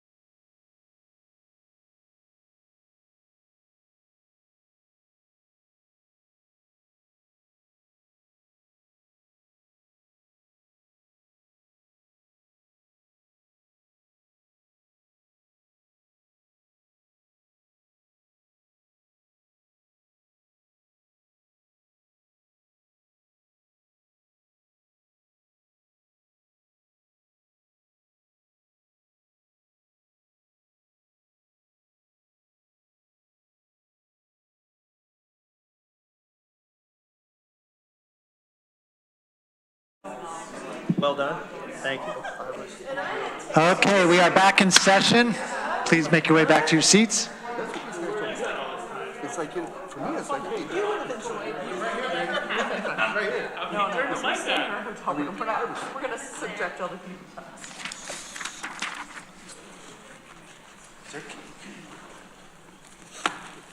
Okay, we are up to the reports. And the first report is by the County Administrator, Corsa Kumfi. You're on. I was trying to run away. Watch on your snack break. Yeah, I think I have something here. So I do have a report. Couple of things to go through quickly. So the department have been meeting with Holt Architect to do space analysis that was done in 2023, basically going over the numbers to identify changes as we're going through the SHPO process to be able to plan. As part of our conversation, we're trying to identify if there have been any significant changes and also how that changes will factor into the space allocation process. Based on where we are right now, we don't know exactly how many square foot we're going to be able to get or use, purely based on SHPO approval process. So we will have a better understanding of where we are, at least by end of April, after the SHPO approval. So they are projected to visit the county and look at the site. And our case to them is basically presenting a justification why we need to deconstruct those buildings and build a new facility. So that process is ongoing. Also, I think I've been sending over to you update on the shelter. We are working on initial concept from the found site, as I presented at the last meeting.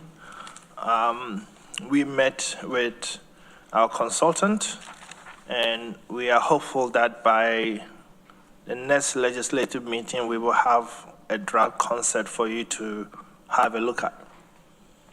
As part of the process, we will issue an RFP and try and get a shelter operator, which was our preferred option, which was the option 2 that we provided when we discussed the options that we intend operating with. We will also start immediately to discuss the Code Blue need for 2025-2026. As I indicated, we are hoping to be able to tie down space and an operator and all those processes as early as June or July to make sure we can avoid some of the expenses or emergency expenses that we did in 2024. The budget team has also provided department with budget requests for the 2026 capital project, and we've gone through various options in terms of how we anticipate the budget process to be. I'm sure the process the actual process will be determined by yourselves in terms of your budget guidance and after our various meetings, but we've started collating the data to be able to start as early as possible to start planning, especially considering the earlier conversation and the federal direction and pieces of that nature. It's very important that we know exactly what we're dealing with and how any action will impact our ability to deliver on our commitment. We were not successful in filling the position of budget director, so we are moving into a next different approach by getting an additional budget analyst. So we will be posting the position of budget analyst, and we are hopeful that if we are successful in filling that position, we will have 2 analysts at the county administration, one focused on the general fund, and the other one also focused on the capital fund, which is very significant and requires a lot of work. And we believe that we will be able to function effectively with those 2.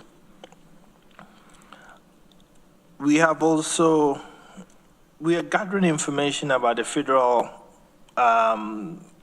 order to be able to identify all the federal funding programs that we have. We haven't got all the data done completely yet. As soon as we get everything together, we will share it with all of you.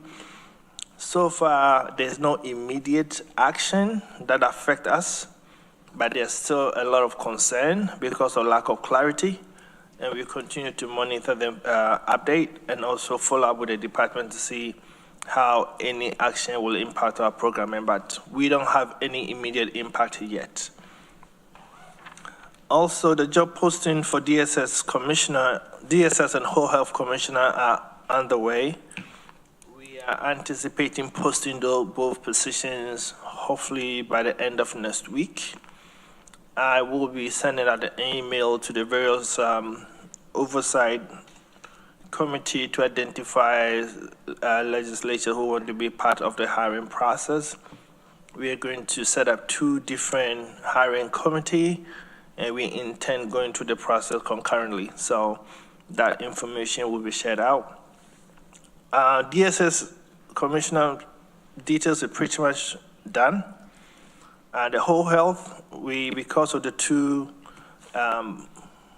legal body that we have to deal with, the Board of Health and the Community Service Board, there is few back and forth for clarity and other things that we are going through, and we are hopeful that we'll be able to get that all wrapped up by the end of next week, hopefully, to move forward with the process. And that's my update. Thank you. Questions or comments for Corsa? Okay, thank you. Thank you. Next up is the County Attorney, Maury Josephson.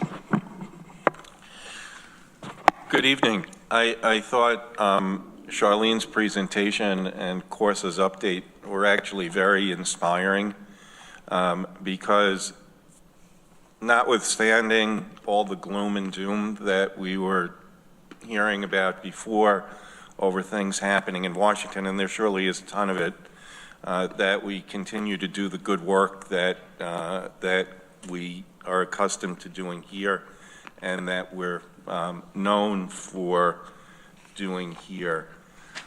And I have some thoughts on that as well. One of the targets of the administration has been lawyers. In particular, senior military lawyers have been discharged in droves, and there have been executive actions directed at the firm of Covington and Burling, which provides defense and representation to government employees. It's a very well-known, highly regarded law firm, and all of their security clearances have been revoked, which makes it hard for them to represent high-level government employees. But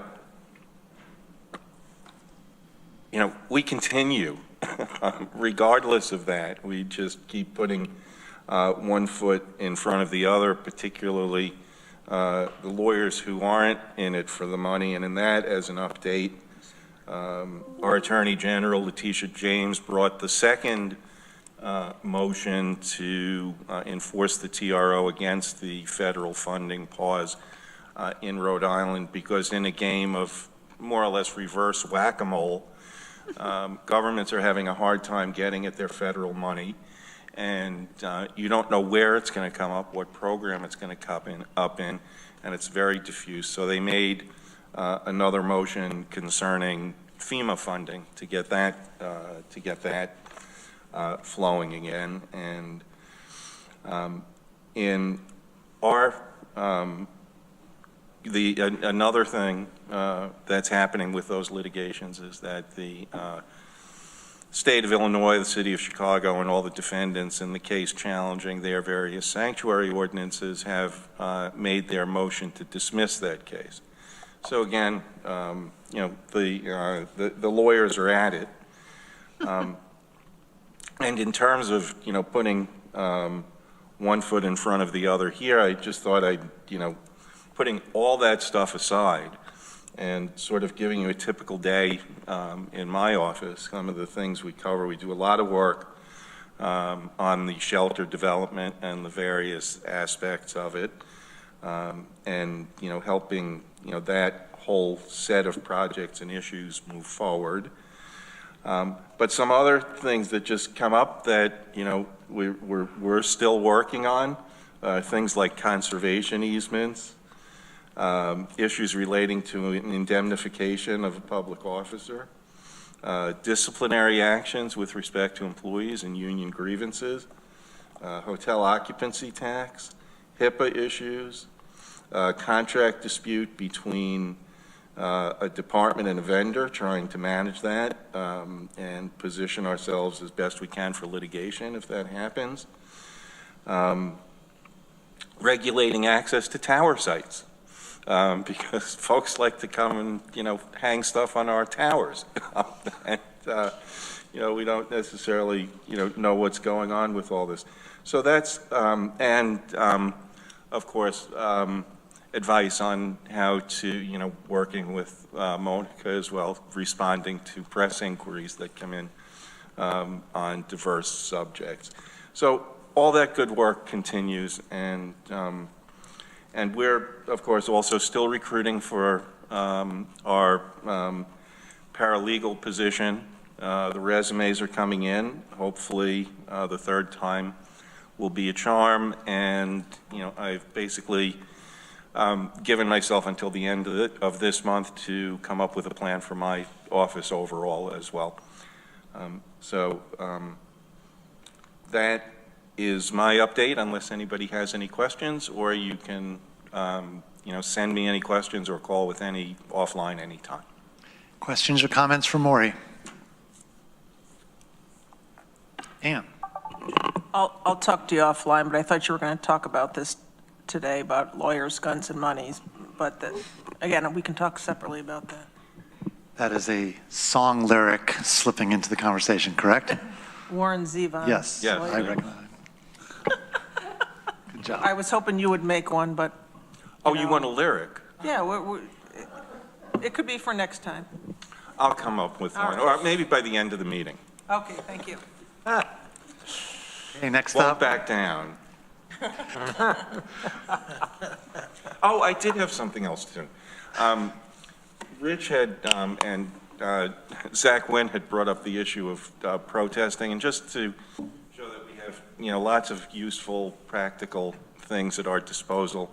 There are guidelines for protesting that I had worked on while at the city, and we have this green, yellow, and red chart, which green is supported protest activities, yellow is caution, you might be getting into trouble, and red is you will be arrested, basically, or you may well be arrested.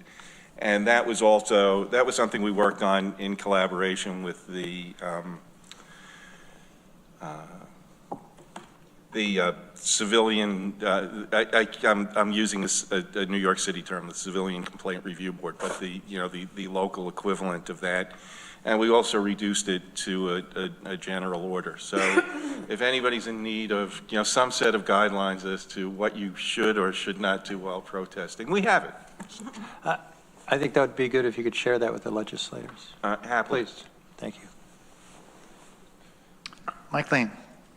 Was that just directed to everybody, or to your council people, or to the potential demonstrators, or to the police as to who they could arrest, or? This was directed to the general public. It was posted on the city's website, and it was also reflected in a much lengthier general order of the Ithaca City Police Department.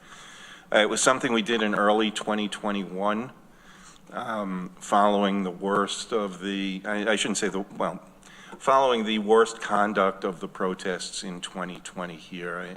I don't know if you recall those, but some of them were quite over the top in terms of the virulence directed at the Ithaca Police Department, and there were some incidents that almost became violent, and this was something of a response to that, to say, look, your voice should be heard, but there are the things that are great to do, things that are in the middle, and things where, that are just not acceptable. I think having that to read would be great.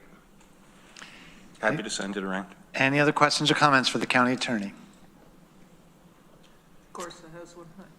Oh. Yeah, so as Murray is talking about the legal issues, my former employer sued New York State for the solar calculation to determine the real property tax law 575B, and they were successful yesterday. So I will share the ruling with all of you, because basically the court found that the formula used or determined by the state is unconstitutional.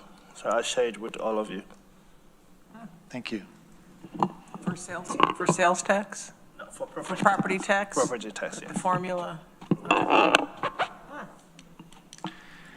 Next up, Director of Finance, Lori Scarrett.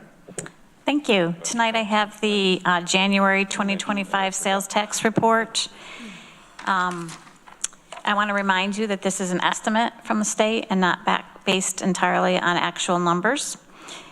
For January 2025, the total sales tax was just over $6.7 million, or a 6.29% increase over January of 2024. The county share of $3.7 million had increased 6.3%. The municipalities had a share of $1.6 million, or a 9.53% increase over last year. And the city of Ithaca at $1.3 million was a 2.64% increase over January of last year. Our budget for 2025 is $44.6 million. So we're at 8.49% of the budget for the first month. And that's all I have. Questions or comments for Lori? This is puzzling to me because in the budget review at NISAC, the chart they showed us was that the January sales tax was not that robustly greater than last year's. And they actually said, well, January's not a great month for sales tax, and maybe that this year's poor performance has to do with how cold it's been. So that doesn't jive very well with the figures that they've sent you. I just want everybody to be aware of that. It's an estimate, too. No, I understand it's an estimate, but I guess estimates vary depending on who's making them. Any other questions or comments for the County Finance Director? Okay, thank you. Next up is resolutions added to or withdrawn from the agenda, and we have 3 of them today. If nobody objects, we can move them all as once, but if anybody wants to move them separately, we can do that as well. Move them together. So we have Resolution O, which is the appointment to the Greater Tompkins County Municipal Health Insurance Consortium Board. These are all in your red folders. Resolution P, approval of the 2025 amendment to the Municipal Cooperative Agreement for the Greater Tompkins County Municipal Health Insurance Consortium. And Resolution Q, resolution requiring a forensic audit of the Tompkins County Public Library.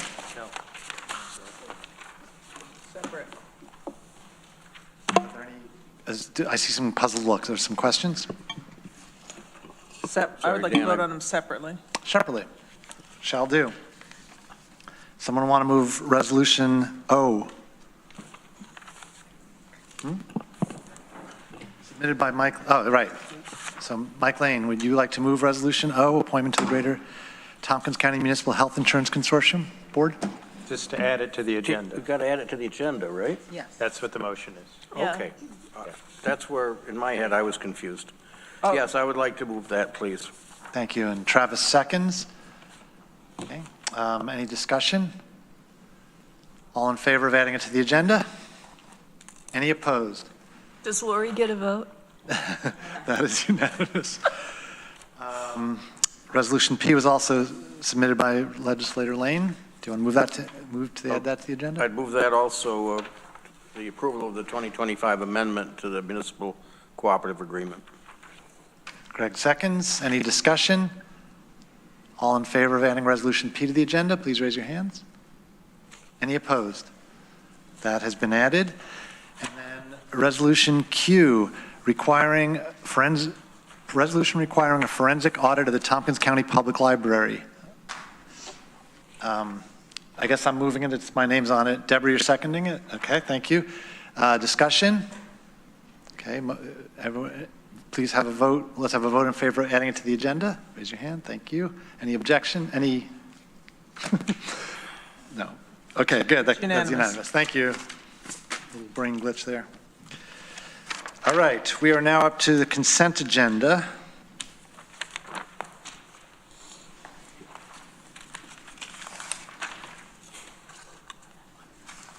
Got the following appointments. Appointments are not on consent. Appointments are not on consent. Then we'll go to Resolution A on the consent agenda. Authorizing submittal of New York State Department of Transportation Section 5311 Rural Formula Program Grant Application 2024-2025, ID number 13072. Resolution B, authorizing the Federal Transit Administration Section 5339 Bus and Bus Facilities Program Grants 5475-2025-1 and 5475-2025-2. ID number 13073. Resolution C, authorizing the Federal Transit Administration Section 5339C Low and No Emissions Vehicle Program Grant for the Tompkins Consolidated Area Transit, TCAT, ID number 13074. Resolution D, Terminal Paid Parking Software Server Upgrade, Ithaca Tompkins International Airport, ID number 13113. From the Government Operations Committee, Resolution E, Change in Position, County Attorney, ID number 13084. From the Health and Human Services Committee, Resolution F, authorization to execute contract for primary prevention services, Whole Health Department, Rural Health Institute of New York, ID number 13109. Resolution G, budget adjustment, Youth Services Department, final 2025 state aid figures, ID number 13104. From the Planning, Energy, and Environmental Quality Committee, Resolution H, change in positions, recycling and materials management, ID number 13100. And Resolution I, authorization to accept New York State Department of Environmental Conservation, DEC 2024 zero emissions, ID number 13118. Resolution J. Full. Thank you. Resolution K, authorization to take title of flock safety equipment for New York State right-of-ways, Tompkins County Sheriff's Office, ID number 13112. And Resolution L, reappropriation of pretrial grant for benefit of the pretrial program of Tompkins County, ID number 13107. Is there somebody that would move the consent agenda? Lee moves, Ann seconds. All in favor? Any opposed? That is unanimous. Thank you, everybody. Okay, we had agreed to move up Resolution J and N, so it didn't get moved up too far, but at least it's something. So let us start with Resolution J, which was pulled from the consent agenda from the Public Safety Committee. Rich, please. Yes, I would move a resolution in support of Governor Hochul's proposals to amend the mental hygiene law regarding involuntary treatment, Doc ID 13132. And if I can get a second, I'd like to speak to it. Is there a second? Mike Sigler, second. Discussion. Thanks. This certainly touched a nerve with several visitors on privilege of the floor. And I'd like to clarify a couple things. One is, if somebody who's experiencing mental health crisis seeks voluntary treatment, that's preferable to any kind of involuntary approach. And certainly, likewise, anybody who seeks voluntary help with any addiction issues, that is preferable. It's going to probably be more successful. But what the governor is really addressing is that we have a difficulty in our law in New York State that the standard of somebody being a danger to themselves or others doesn't really work. And I've spoken to an attorney at our DSS who says, no, you cycle them in, you stabilize them, then they're not a danger and they're released. And we see people come in and out and in and out. And what the governor is saying, for the very extreme segment of the population where they have such an impairment that they have a substantial inability of the person to meet such person's basic need for food, clothing, shelter, or medical care, that maybe you need to do something further. And that's all this is addressing. I heard the comment that the governor is just concerned about tourism in Manhattan or New York City, and that's the reason. I think that's reductive. I don't think it's true. We certainly see people in our community with severe mental illness, and we are very, very limited in what we can do to help them. And that's what the governor is trying to address. Whether there's an ancillary issue of people feel safer around subway platforms, I think that's okay, but I don't think that's why she's doing it. And certainly, if we look around our own community, we have people here who are really struggling. And our status quo, if we're going to talk about evidence-based, we should look at the evidence in our community, is that we have very little we can do to help these people. And I understand all of the concerns about any kind of involuntary treatment because you can do it wrong. Certainly, there's lots of examples of government overreach, government making mistakes, government not doing things very well. We have a criminal law system where there's, people get convicted wrongly. That happens. But you put a lot of protections in place to try to find it, to try to prevent it, and deal with it. The DSS has Child Protective Services, and they make mistakes. They do. But we would never say, because they could make mistakes, we won't protect children. Similarly, I believe we have an obligation to try to help these people. And this is a relatively straightforward approach that you say, these are the people that cannot care for themselves, their basic needs. If you're looking at, Maslow's hierarchy of need or whatever you want to say, but food, clothing, shelter, or medical care, that they're not functioning by themselves. And the idea that we need to do a one-size-fits-all approach, that it must be voluntary treatment, that we must respect autonomy above everything else, to the extent that we let people live outside, unable to care for themselves, and they die. Or they get preyed upon, or whatever. But this does not seem radical to me at all. I understand that people came in, were fired up and, saying, no, we have to just do it one way. And they say that's the only way that works. I don't believe that's actually fully true. Certainly, if you can get somebody to seek voluntary treatment, they'll probably do better. But sometimes involuntary treatment does work. And there are studies that say, yes, you can, under certain circumstances, get benefit from it. I think the speaker who was citing all the statistics, they didn't add up to 100 because the studies argue with each other. I've looked at them. They're saying lots of different things, and frankly, I think it's a reflection that different people respond to different approaches. Certainly, there are people that do respond to involuntary treatment, and we're doing it in our county on a regular basis, which is in our jail, which is probably the worst place to treat people. But we're letting people get to a point they get involved in the criminal justice system, and then they get brought into our jail and they get some medical care and some attention from that direction, including drug treatment.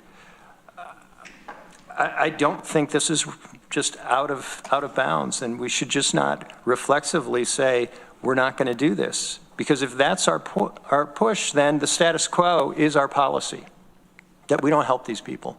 And I find that unacceptable. That's why I brought the resolution. Thanks.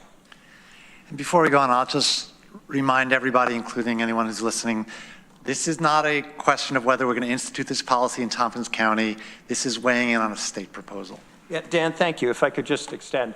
Yeah, there was a lot of discussion about what this would mean in terms of we would go back to the mental institutions of the 1960s and 70s, and it isn't, all right? Frankly, treatment of mental illness has gotten better. There's far more approaches, and certainly for drug addiction, medically assisted treatment. This is not saying anything about what are those next steps, but just that we would have the tools to actually be able to do something. Without this, we'll just continue not being able to do anything. Thanks, Dan. Shauna. So I guess my question is, how are we going to do competing resolutions? Am I going to bring ours forward as an amendment, or do we vote on Rich's, and then Veronica and I would bring ours forward? What is? Well, as it stands right now, there would be separate resolutions. If you wanted to amend or join or that kind of thing, you could make that motion. Substitute. Or substitute, right? Okay. Yeah, I would like to move ours forward as a substitution. And that is Resolution N, ID 13148, resolution advocating for increased funding to supportive services instead of expanding forced institutionalization. And I so move. And Ann seconds. Okay, so the question on the table right now is, do we want to substitute Resolution N for Resolution J? So that's what we're discussing. Who would like to speak? Deborah. Yeah. So I moved to Washington, D.C. in 1978, and I worked in the Federal Triangle. And in 1981, Ronald Reagan cut funding under the Mental Health Services Act, I believe, for state institutions. And my walk that was 3 blocks from the subway to my office suddenly became wending my way through a war zone of homeless people who had nowhere to go, who had been released from St. Elizabeth's in Virginia. So my perspective on this is probably somewhat unique because what I saw was the proliferation of homelessness as a result of the closing of state mental institutions. Now, I'm not saying that every homeless person needs to be involuntarily committed, because I don't think that the homeless population is a monolith. I think we've got a range of people with a range of needs, and for some of them, involuntary commitment might be the answer. For others, there need to be services of the type that are outlined in Shauna and Veronica's resolution. My problem with the second resolution is that it proposes that we provide those services instead of the governor's proposal for involuntary commitment, and I think that we need both. So I could support your resolution, Shauna and Veronica, if you took out the instead of language.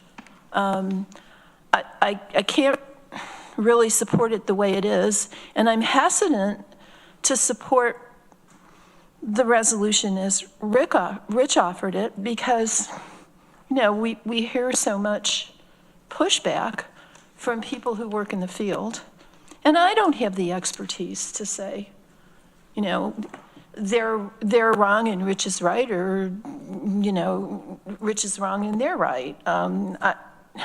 And also, I think our state is so large, and the homeless situation varies widely around the state. I mean, I'm not sure we ought to be weighing in on the governor's proposal at all, because anything that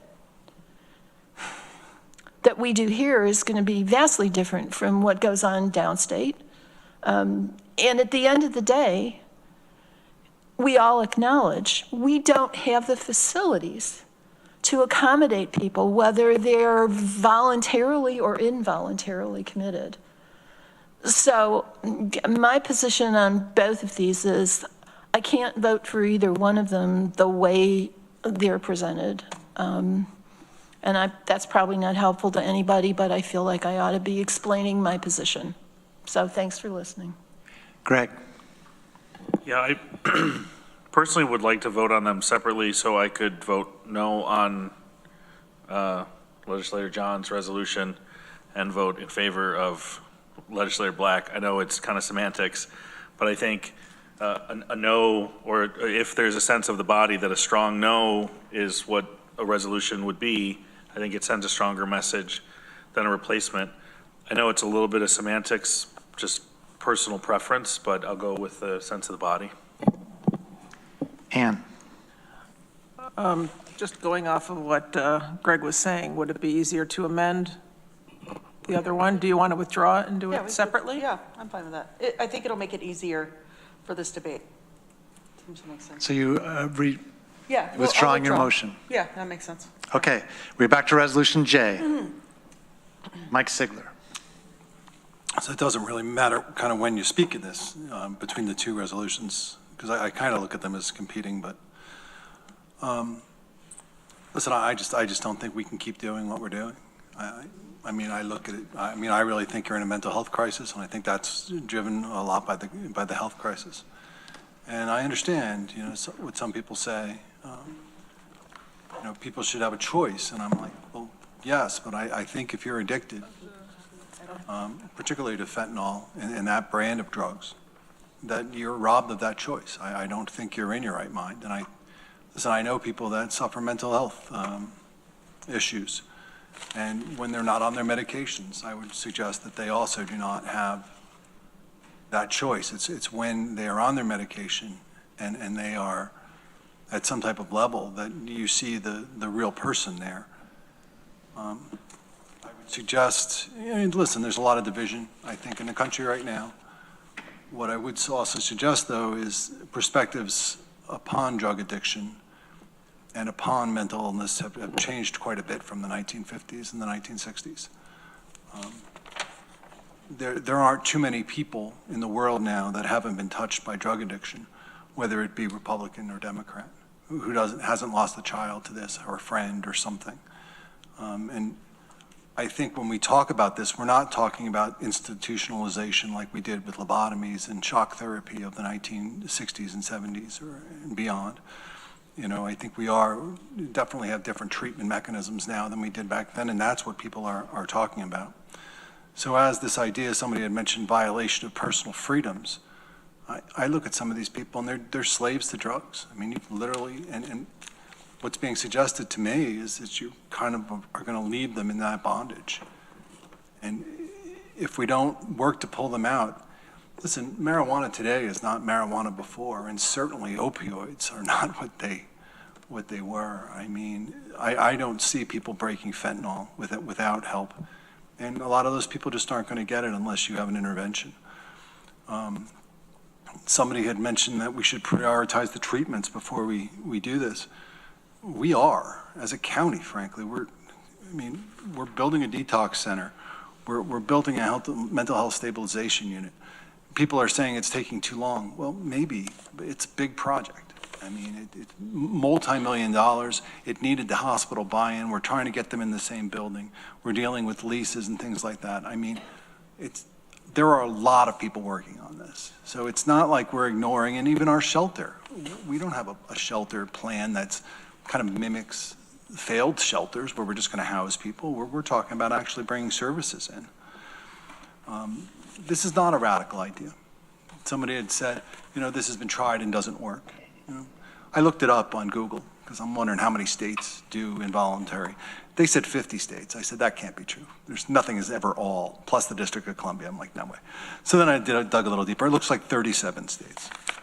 The ones that don't, I mean, just on the East Coast, New York, Maryland, Alabama, New Hampshire. That's it. All the other ones do. The only other states really that don't have some type of thing are out west. California even has an involuntary. So it's not actually that radical an idea. One of the people that were here said, when they get out, 1 in 3 relapse the very same day. That means 2 out of 3 don't. And you know what? 2 out of 3 is okay. There's they may a lyric. relapse later on. What? There's a lyric. You like that? And listen, they may fail. I mean, when we were up at the detox center when the grand opening, and we were all very excited about this.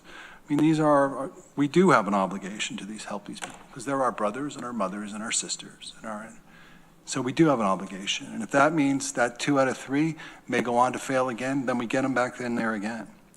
And that comes to my last point. Somebody had said, you guys are trying to solve this problem. Yeah, maybe some people are. I don't think it's a solvable problem. I think you've had alcoholism forever. I think you've had drug abuse forever. I mean, sometimes you put a Band-Aid on it and you hope that it heals, and sometimes it doesn't, and then you put another Band-Aid on it. And I think this will be an ongoing problem forever until I'm, taking a dirt nap. So,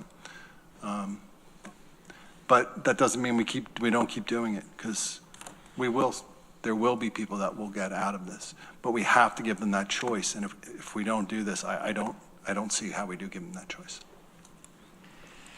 Randy, did you have your hand up in this queue or the other queue? I did. Yeah, you're on. So I think that we're already doing involuntary treatment. I think it cost the county $2 million last year. And it was our money by a judge sending people to jail to get some type of treatment to understand the charges against them. So it is already happening. Maybe that $2 million could be changed somehow in some way.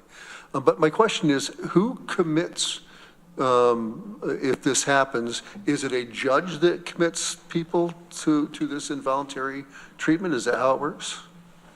Rich, do you want to address that? You have medical professionals that can make the initial assessment, but it is subject to review. But ultimately, it's got to be confirmed by a judge? Yeah. No. No, it could be your commissioner of whole health or commissioner of mental health. But there's legal challenges you can bring. That's only if you challenge. Yeah. I mean, the person can seek legal redress, just like a wrongful conviction. So a doctor can authorize it. Thank you. Greg. Yeah, I hear some of my colleagues' arguments. I want to say that there's a lot of states that did things in our imperfect union's history that they probably shouldn't have done, and it doesn't necessarily make them right because the majority of states are doing it. I think we really need to think critically what's right for New Yorkers and what's right for Tompkins County and act that way. I think this is half-baked. I don't think that this is completely thought out. When the comment of it doesn't really say what next steps are, that concerns me gravely, especially when we're talking about the treatment of individuals. I also think that this is grossly underfunded because if you look at $18.5 million in funding to support counties in their implementation, that means that $298,000 per county. That's crazy, right? I think the status quo is not our policy. I think we need to continue to advocate for what the other resolution calls for, right? Increase in housing first options, increase in community services, increasing rates of reimbursement for mental health services, prioritizing mental health education as a career track, and so many more things that we can do that aren't the status quo. I see this again as half-baked, underfunded, and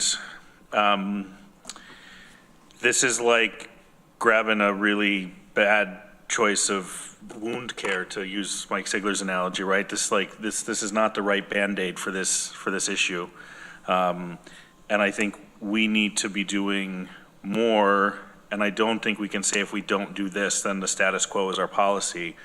because I think we need to continue to fight for additional resources at the state level. And if this really was if we look at the money that the governor in her executive budget has put forward for certain things, you can see where priorities lie. $18.5 million is not a priority to solve a problem, because there are far more money going to far less issues. So that's where we need to continue to be.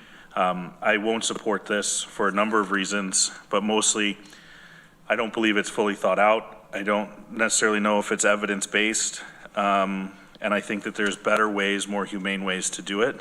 And so I hope we'll vote this one down, and then I hope we'll continue to advocate for increased funding for a number of the items that are called out in my other colleague's resolution that'll be up next. Shauna. I think if we honestly thought as a county and as a collective that we had done everything in our toolbox, if we had a detox up and running, if we had housing for people that wanted housing, if we had mental health professionals for people that wanted therapy or treatment, if we were doing everything that we absolutely possibly could, and this resolution came along and we were like, God, we're just absolutely out of options, then I would probably be on board. I absolutely don't think we're there yet. We have people right now that want to go to treatment that don't have an option. I mean, the thing with people that are using substance is you have to have that opening whenever they're ready, because if you don't, the next day, they're not going to be ready. And it's extremely sad that we have a building that is sitting on Trip Hammer Road that we got very excited about opening, and we haven't been able to serve people that are struggling in our community. And so, I mean, I understand the fact that we're throwing our hands up and we're like, you know what, we're done. We're just gonna, and maybe this isn't the mindset, but this is kind of what it feels like. Like there's nothing else to do with them but to make them go to treatment and make them go to mental health care. I mean, I have 3 kids, and if there's anything that I try and make them do, nothing gets done. Because they're kids, and they're obstinate, and they're jerks sometimes, and that's just, how it goes. But I hope they're not listening. Please. But I mean, the point of it being is that we have people who desperately want mental health services, who want treatment, and for us to say, you know what, I'm sorry, we don't have the services for you, but for this guy who really doesn't want the services, we're going to make him go. I think it's an absolute waste of services.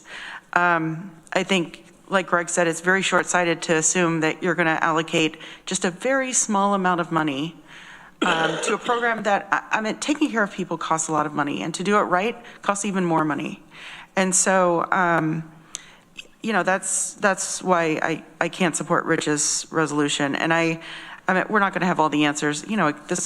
All these are feel-good resolutions. We're probably going to debate for 2 hours. But, I mean, I think what we've heard from our community, we talk about harm reduction. And, I think in the past, people have said it's a buzzword. And, what results have we seen on harm reduction in our community?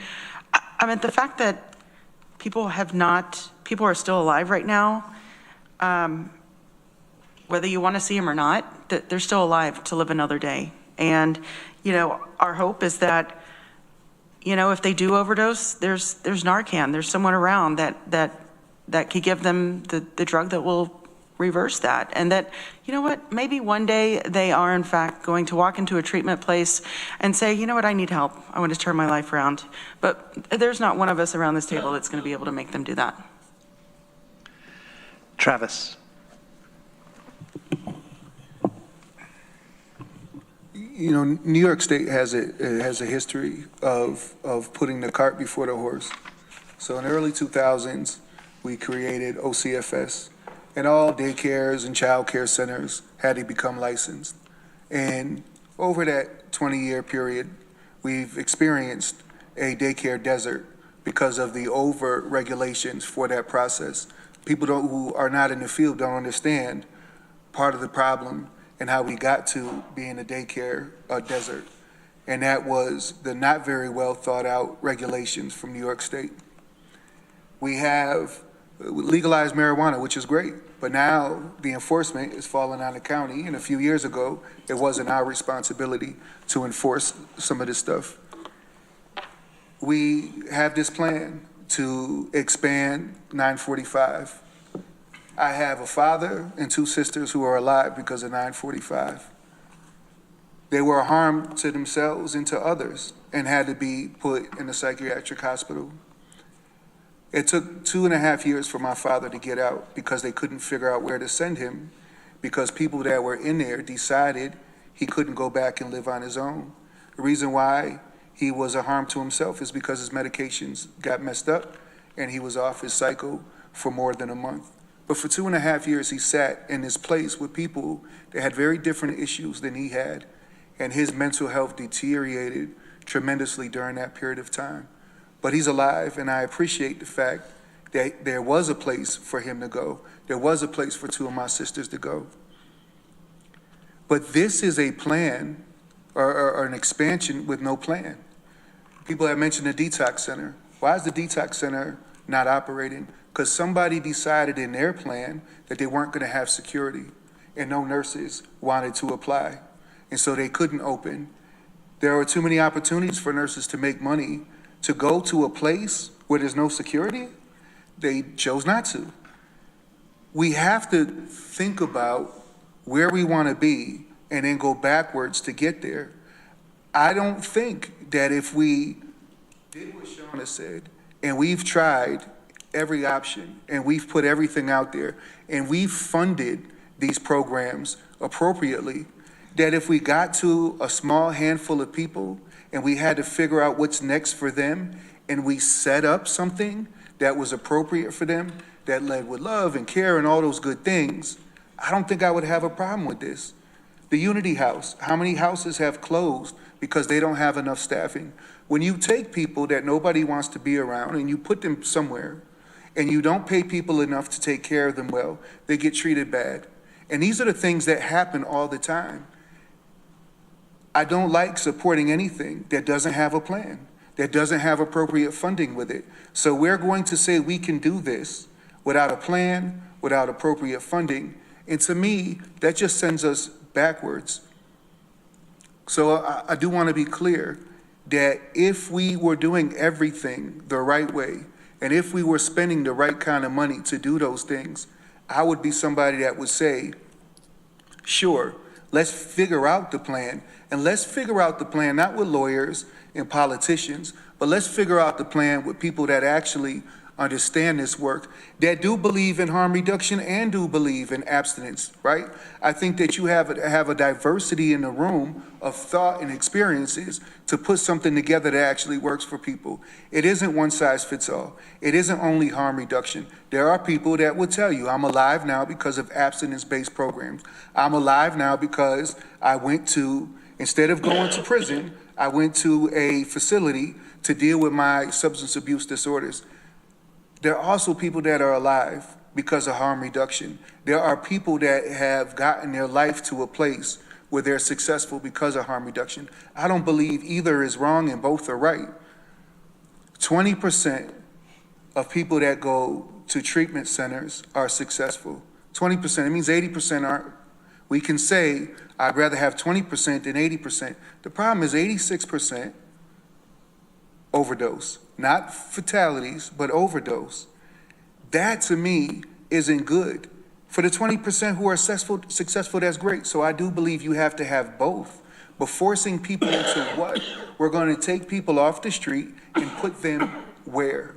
We saw what drug laws did in New York State in the 80s and early 90s to help prevent young black men from selling crack. And people were going to prison 30-1 for crack versus cocaine.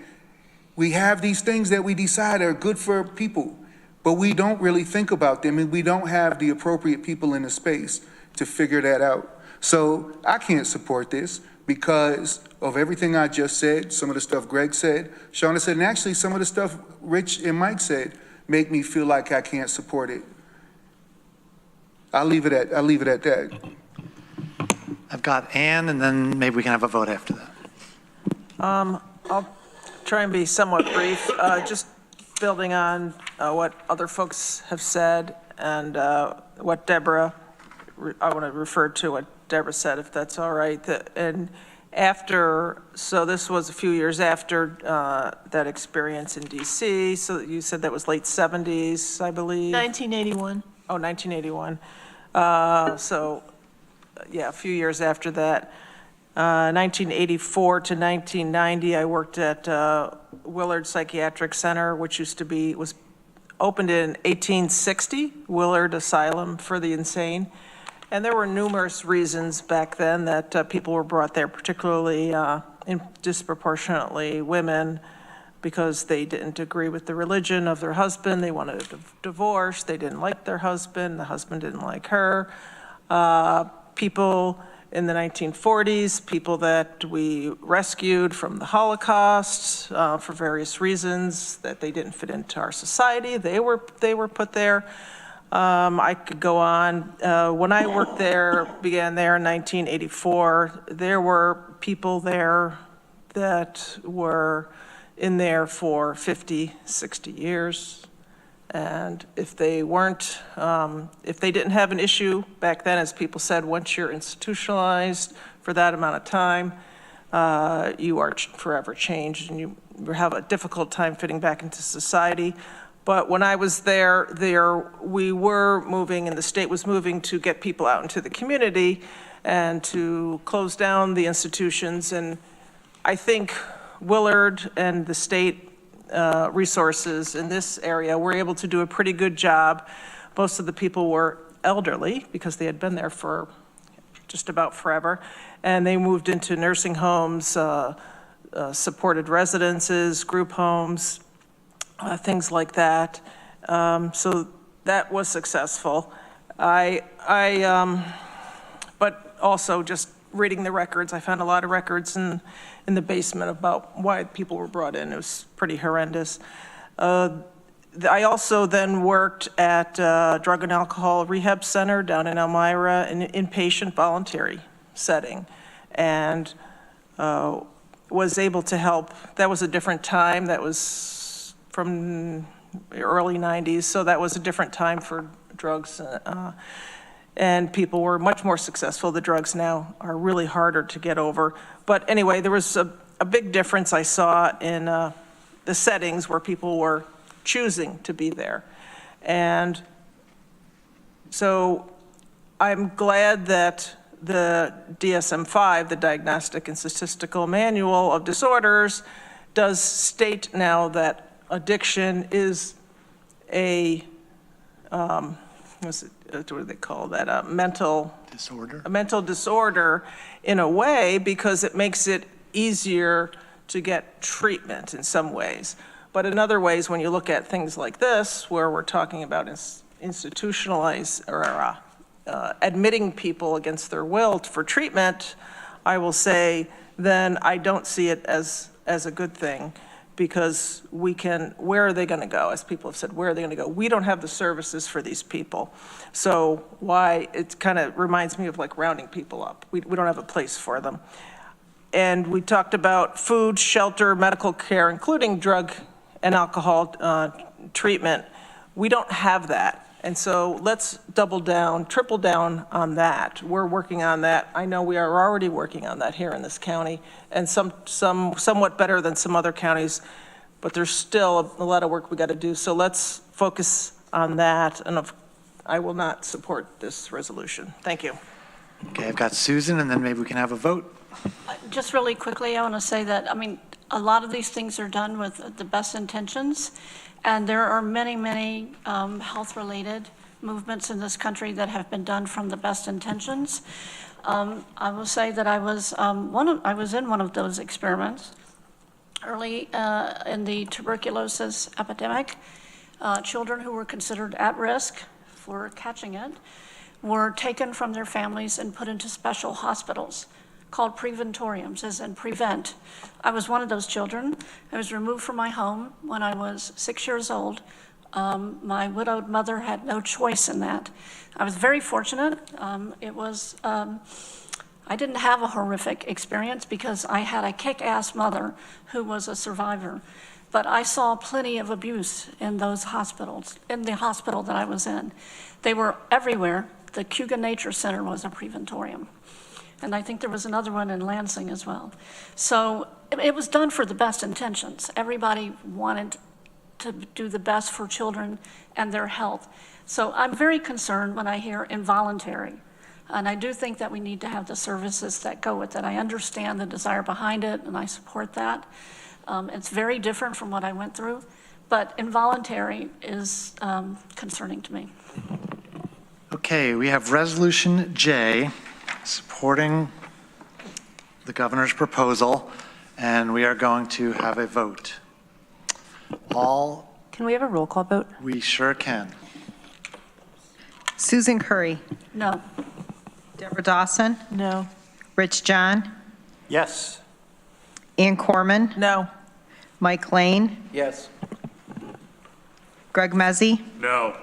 Veronica Pillar. No. Lee Shirtliff. Yes. Mike Sigler. Yes. Shauna Black. No. Travis Brooks. No. Randy Brown. No. Amanda Champion. No. Dan Klein. Yes. 5 ayes, 9 no. 5-9, the motion fails. We are now moving to Resolution N. Resolution advocating for increased funding of supportive services instead of expanding forced institutionalization, submitted by Legislator Black and Legislator Pillar. Who would like to move that? Whichever. Can we co-move it? Move in 1 second. Can one move in 1 second, please? I'll second.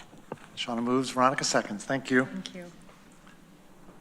Shauna or Veronica, do you want to introduce it, or have we introduced it already? Yeah, I mean, I think we've probably talked a lot about this already, and I think the two resolutions definitely went hand in hand, and I would say cross-apply my comments from the previous resolution to this one. I would just add this resolution, I want to clarify one thing. Despite the title, it is not advocating for a change. It is not advocating for a change in the mental hygiene law, as in, it's not trying, we currently have the forced institutionalization in the case of, what is it? When someone is, when there's a likelihood to result in serious harm to self or others. And Travis explained that. So this resolution is not trying to change that. It is opposing the proposed change to expand the definition, as folks have said. And then the other things it's asking for is redirecting resources, like making a real investment in all the stuff that other people have talked about that I don't really have much to add. I do want to, before I forget, I want to thank Rich for bringing this forward. I genuinely, even though I completely disagree on your conclusions, this actually has brought out a lot of important stuff, I think, from my colleagues and from members of the public. So seriously, thank you. Deborah. Well, at the risk of repeating myself, I can't support this as written. I have no problem asking for more resources for treatment, voluntary treatment, and addressing some of the root causes of mental illness and drug addiction. But advocating for increased funding instead of expanding forced institutionalization, I think we need both. So as written, I can't support it. If it was amended to remove the instead of expanding forced institutionalization, and if 1, 2, 3, 4, 5, 6, the 7th, 8th, 9th, whereases were removed and the first resolved was removed, I could support this. I could offer that as an amendment, but I suspect there's little appetite for it, so I'm just going to vote no. Rich. Yeah, I generally follow Deborah's lead on this, that sure, it would be great if New York State made a real commitment to spend more money in this area. It's definitely called for. But what we just said is we don't want the tools to help the people who are severely mentally ill. We don't want that ability because we might misuse it. And with that, this resolve that says, you know, we favor harm reduction, it rankles with me. Because, yeah, if somebody is susceptible to voluntary treatment, harm reduction can make some sense. But using it in the context of people who really aren't able to make decisions for themselves anymore, it seems cynical. I don't know if that's the right word, but it's not risk management. It sounds like risk management, but you're not really acknowledging the likelihood of harm. You're not addressing the severity, and you're not mitigating, right? Because you're just facilitating frequent exposure to the risk. Under any risk management model, that isn't risk management. And that's where I get hung up on this. Sure, we can ask for more money, but this second resolved, I can't support. Okay, I do have a few more speakers, and I think Shauna said it well, that we've kind of said everything already, but maybe, as Rich likes to say, not everybody has said everything. Greg. Yeah, the comment about we don't want the tools was the message we sent by not affirming the most recent resolution. Personally, I'm going to categorically reject, because I don't necessarily want a sledgehammer when that may not be the right tool. I think we're asking in this resolution for different tools. I think if they could improve the previous tool that we discussed, to everybody's point, it might be an option to put in our tool belt, but as presented, it was a crummy tool. It's not saying that by voting that down, we don't want the tools, because we do want the tools. We just want different tools than what that put forward. And so I think that there's value in this, and I think if I hear my colleagues that are saying that we don't want the status quo, there should be 14 votes in favor of this, because this is calling for something different. This is calling for increasing the tools and the number of tools we have in our belt to be able to address this issue. So I'm surprised that there's no's, and I would, if we don't want the status quo, I think we should also vote yes for this. Veronica. Greg said some of my thing. I also don't want to let this go without objecting to the idea that the tools to help these people equals the legal ability to force someone into treatment when there's no likelihood of imminent harm, but there is an inability to meet their basic needs. That's not the only, sorry, I said that convolutedly, was I hear at least one of my colleagues saying that if you don't want to expand forced institutionalization, then you don't want to have the tools to help people. And I think that that is not true. There are so many, many, many tools to help people. I mean, that's very broad. Emergency shelter services help. Expand, in a lot of cases, harm reduction helps. A detox center would help. Warm socks help sometimes. It's so many things. Compassionate people who know you in consistent relationships help. There's so much. There's so much that that isn't this that can help. And this resolution is asking for support for plenty of other tools, and not a tool that maybe could help if there is a plan on the other side of it, like institutions that were well staffed and that we're local and not underfunded, overtaxed, like potentially with potential for abuse. We don't have that right now.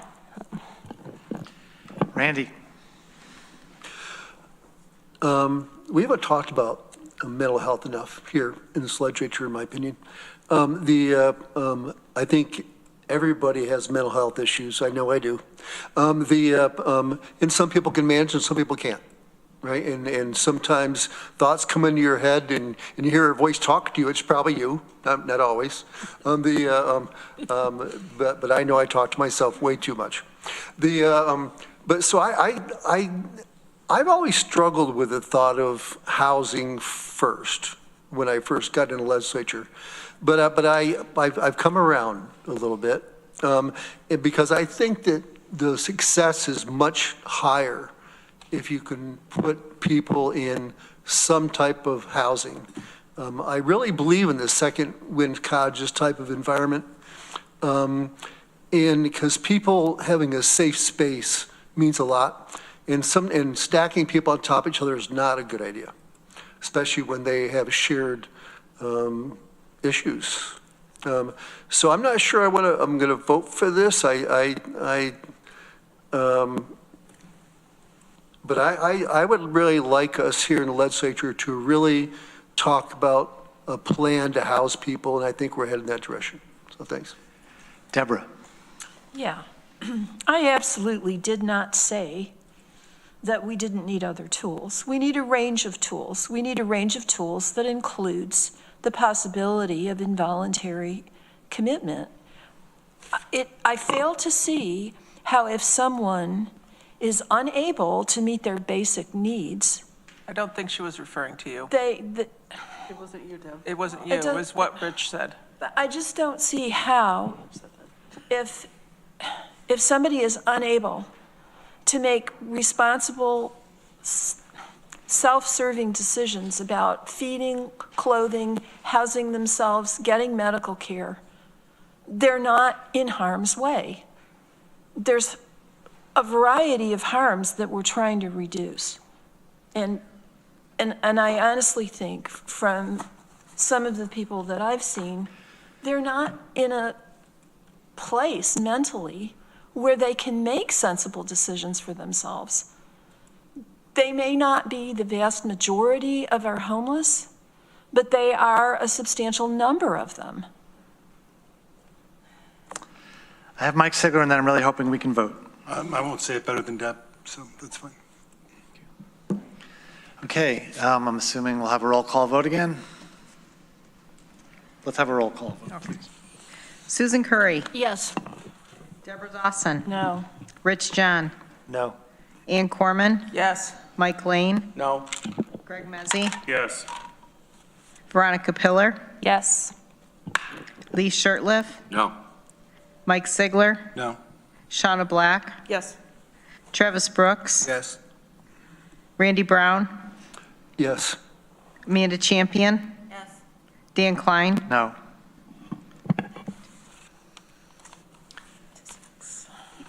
Eight to 6, the motion carries. Okay, we are now going back in time to advisory board appointments. From the Facilities and Infrastructure Committee to the Air Services Board, Greg Mezzi, legislator. From the Health and Human Services Committee to the Recreation Partnership Board, Randy Brown, legislator. To the Community Mental Health Services Board, Mental Health Subcommittee, Tom Dallara, community member. And to the Human Rights Commission, Nasim Vargha, commissioner. Somebody want to move the advisory board appointments? Veronica moves, Rich seconds. Any discussion? Okay, let's have a vote then, please. All in favor? Any opposed? We have one opposed. 13-1, the motion carries. Okay, we have to standing and special committees. Downtown Facilities Special Committee, Randy Brown, chair. I used to be called Downtown Randy Brown when I played softball, so. I did like it, by the way. We had a meeting this morning and we get an update from Holt and the process of where they are. They've been meeting quite a bit with REL and with the Planning and Sustainability Department on how we're going to address SHPO.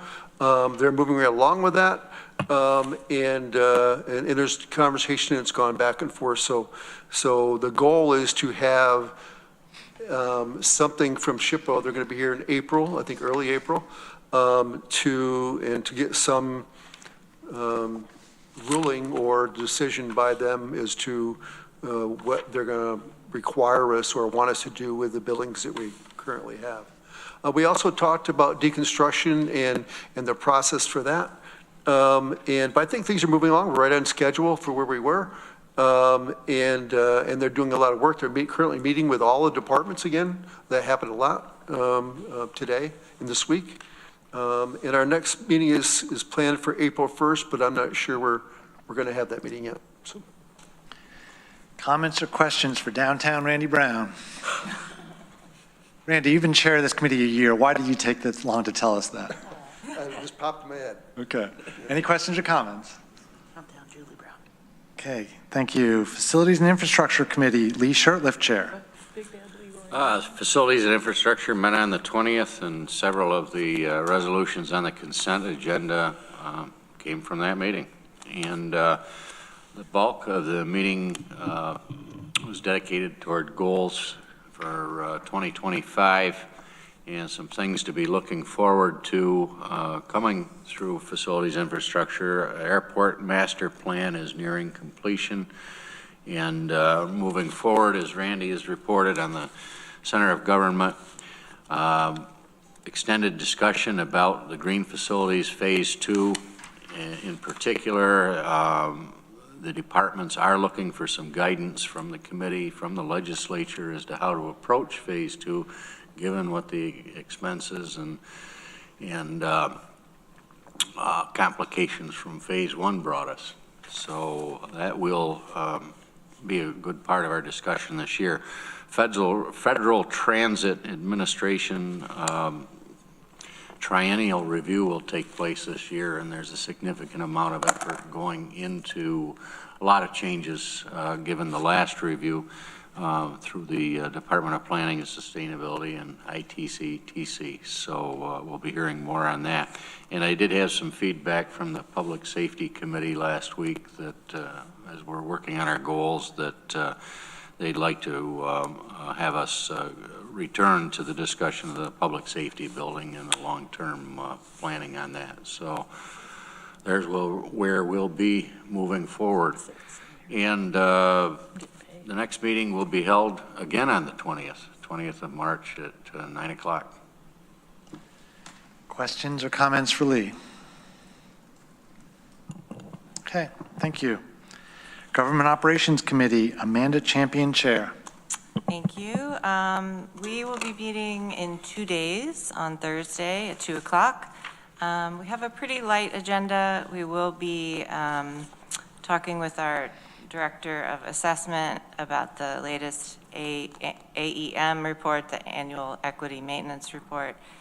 And we will also spend a little bit of time talking about our advisory board appointment process, and there's a lot of information in the packet to kind of get us thinking about that. I was wondering if you wanted me to do the resolution related to the library now. Sure. Okay. Thank you. So this is a resolution requiring a forensic audit of the Tompkins County Public Library, and ID 13165. I would move that. Is there a second? Susan seconds, and this is in your red folders. Yeah, and submitted by Legislator Klein, but I can just briefly say that a forensic audit is different than a regular annual audit. We are hoping that we can dig into the finances of the public library and get a little bit more information about specific things. And yeah, happy to have other folks chime in if you have other thoughts to share. Mike Lane. Yeah, I'm going to support this. I think it's necessary. Certainly, the community has been abuzz about some of the articles that have been in the media about our library and its relationship with employees and in the legislature and with the Finger Lakes Library System and others. We're not alleging anything bad has happened, but we have a whole lot of questions about the budget itself, and we want to understand it better. Susan. Yeah, some of this is complicated by the fact that the county funds the library, but there's also a significant portion that comes from the state through Central Library Aid, through the Finger Lakes Library System. And it seems to be a little bit of confusion, so it will help straighten out some of the questions. Shauna. I guess my question is, has the library been contacted? Do they know that we're doing this? The library board of directors was contacted. Okay. Lee. Is $8,000 enough to do a forensic audit? Lori? I placed 3 phone calls today to various firms for ballpark estimates. Of the 3, 1 returned my phone call, and that was the estimate they gave. So lacking any other information, that's what I went with. Deborah? Do you think we ought to just up it to 10 grand just in case we need a little more? I don't know. I don't want to be skimpy on this and hold it up. Lori, what is our threshold for requiring a request for proposals? 10,000 and above. 9,999. I would support that. I'll offer that as an amendment. Second. It's been second. Is there anybody that objects to that? Going once, going twice? Okay, so that's a friendly amendment. So, further discussion on resolution Q. I'll just throw in there too what Mike Lane sort of said already. There have been some questions brought up about the finances and accounting, and that is our primary job, is to steward the county, steward the public funds, and make sure that they're being used appropriately. So that's what this is about. There's no further, value judgment than that. Amanda.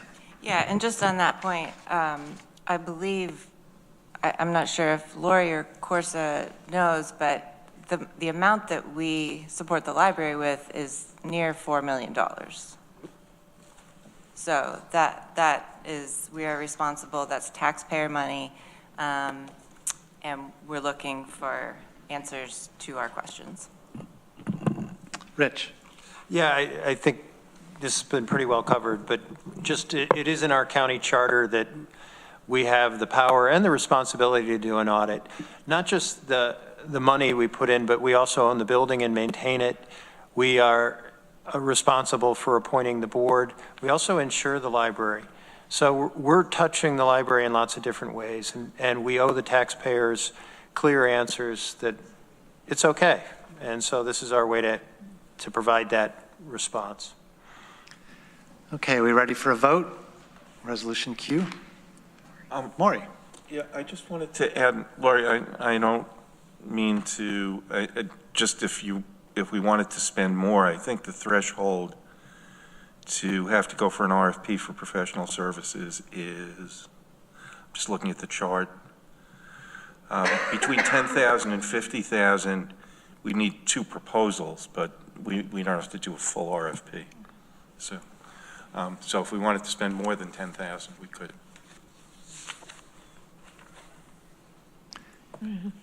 We comfortable with the number we have now? Any other amendments? Going once, going twice? Okay, let's have a vote then on resolution Q. All in favor? Any opposed? That is unanimous. Thank you, everybody. Okay, anything else for or from Government Operations Committee? Okay, very good. Next up, Health and Human Services Committee, Travis Brooks, Chair. We had our meeting February 19th. Our next one is March 19th.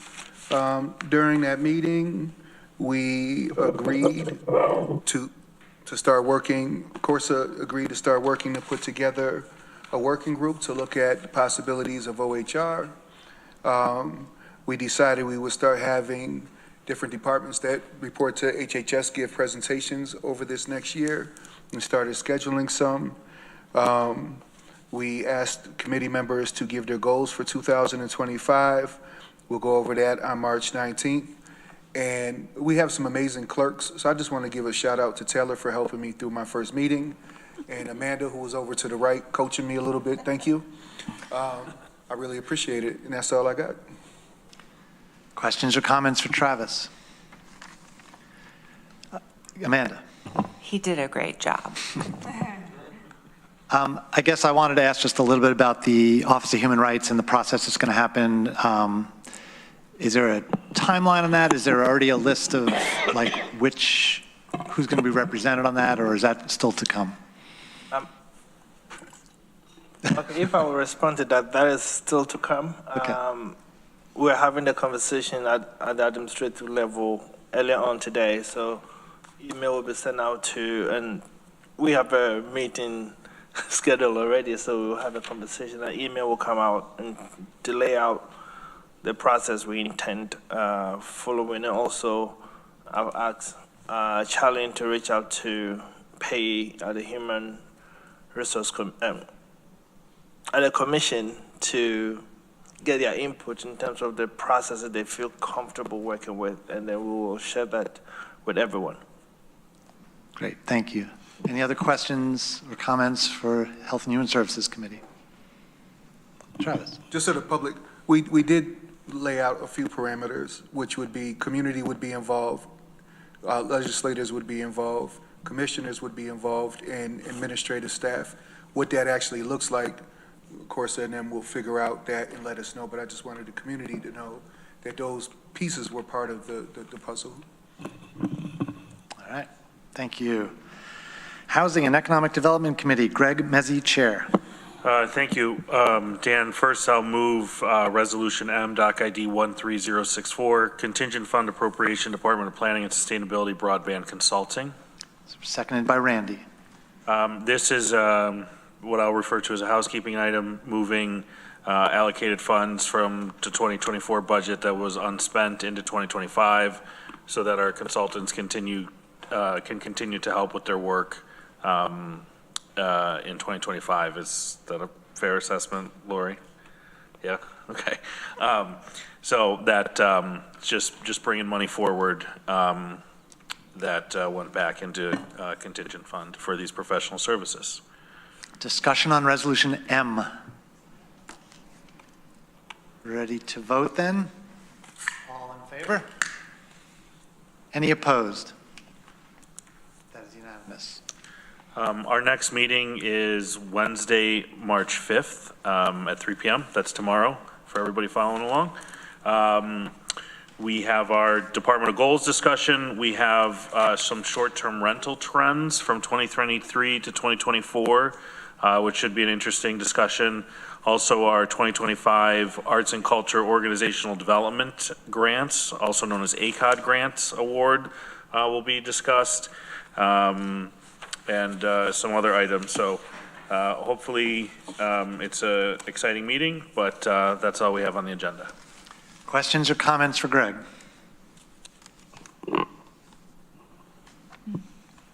Okay, thank you. Moving on to the Planning, Energy, and Environmental Quality Committee. Ann Corman, Chair.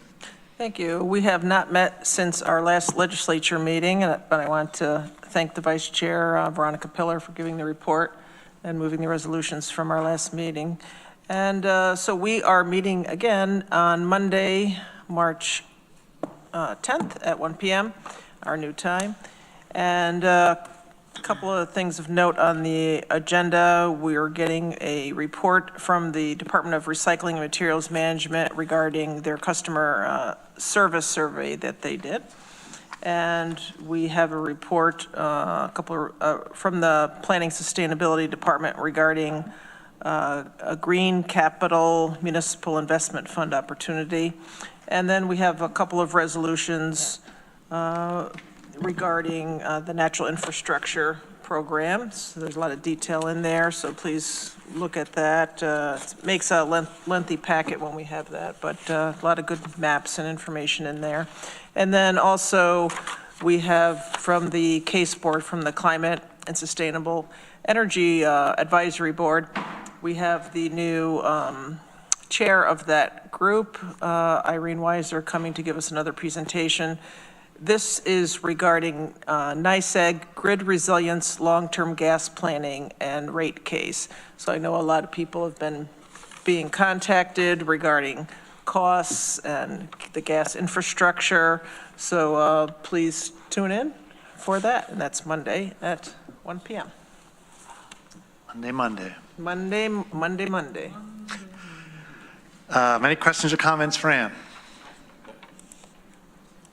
Okay, thank you. Next up, Public Safety Committee, Rich John, Chair. Thank you, Dan. The Public Safety Committee met last Tuesday, and a major point of our discussion was setting priorities for 2025, and I'll just go over those very quickly. One is to work with the Facilities Committee just to see where we're at with the planning for the public safety building upgrades, and continue to monitor the medical or the rapid medical response program and consider further actions. We are getting a lot of discussion from the direction of the towns and other community people saying we should be thinking about, are there further things we should be doing in regard to EMS, ambulance, or something else? And that's a big thing, so we'll be probably spending some time on that. We wanted to track what's happening with the detox and stabilization centers, getting those up and running. The GIVE grant, the Gun Involved Violence Elimination Grant Program, continues to run, and we're going to see a lot of implementation in 2025, and we want to see how that's going. Evaluate progress on efforts to enforce the cannabis control law. Enforcement has been a big issue, and there still are a lot of sources illegally selling marijuana, and we want to look at that. And finally, we're going to take a look at the jail numbers and our ATIs, and I just give you our numbers today.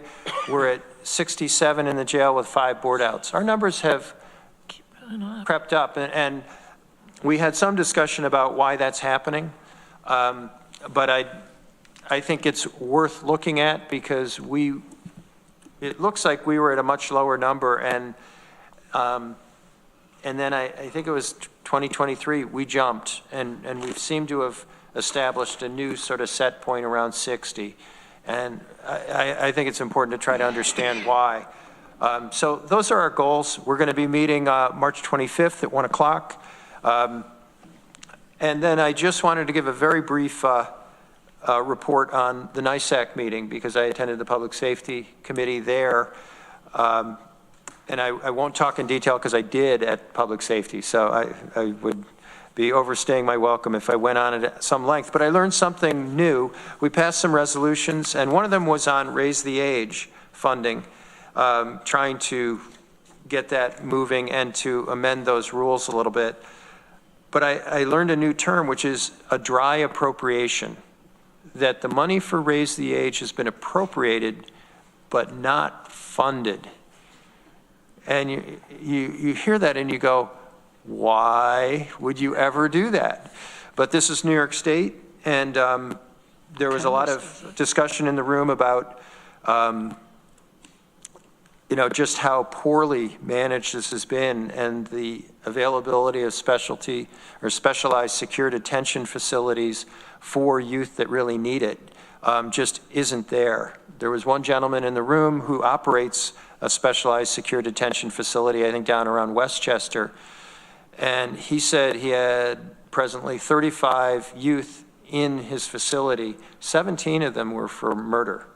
And the others were for very severe criminal activity. So it's, if you're not going to make the jails available or some other alternative, you really need this, and we're not getting it done.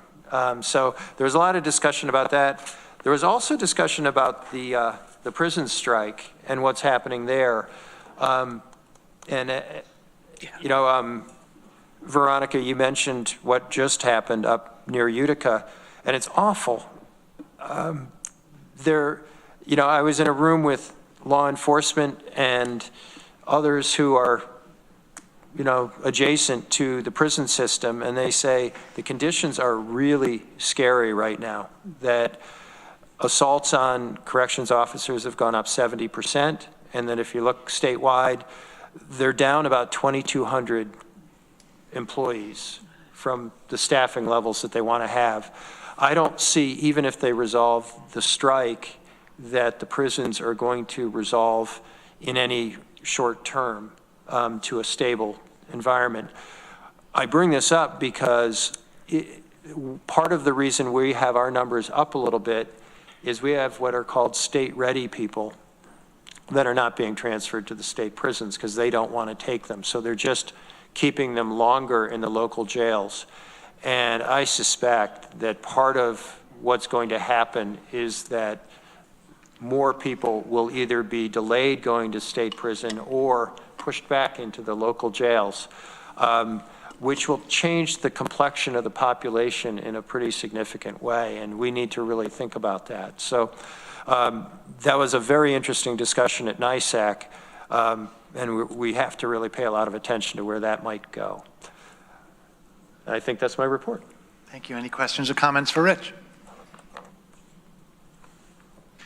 Okay, thank you. Moving on, Tompkins Intergovernmental Relations Committee, Shauna Black, Chair. No report. We only meet once every 3 months. Questions or comments for Tiger? Workforce Diversity and Inclusion Committee, Veronica Pillar, Chair. Thank you. We met last Wednesday and with 2 new members, which is great. We have another application working its way through the process, and we still have vacancies. So I still call out for folks to join Workforce Diversity and Inclusion Committee. As a reminder, members of the public and staff are welcome in addition to legislators.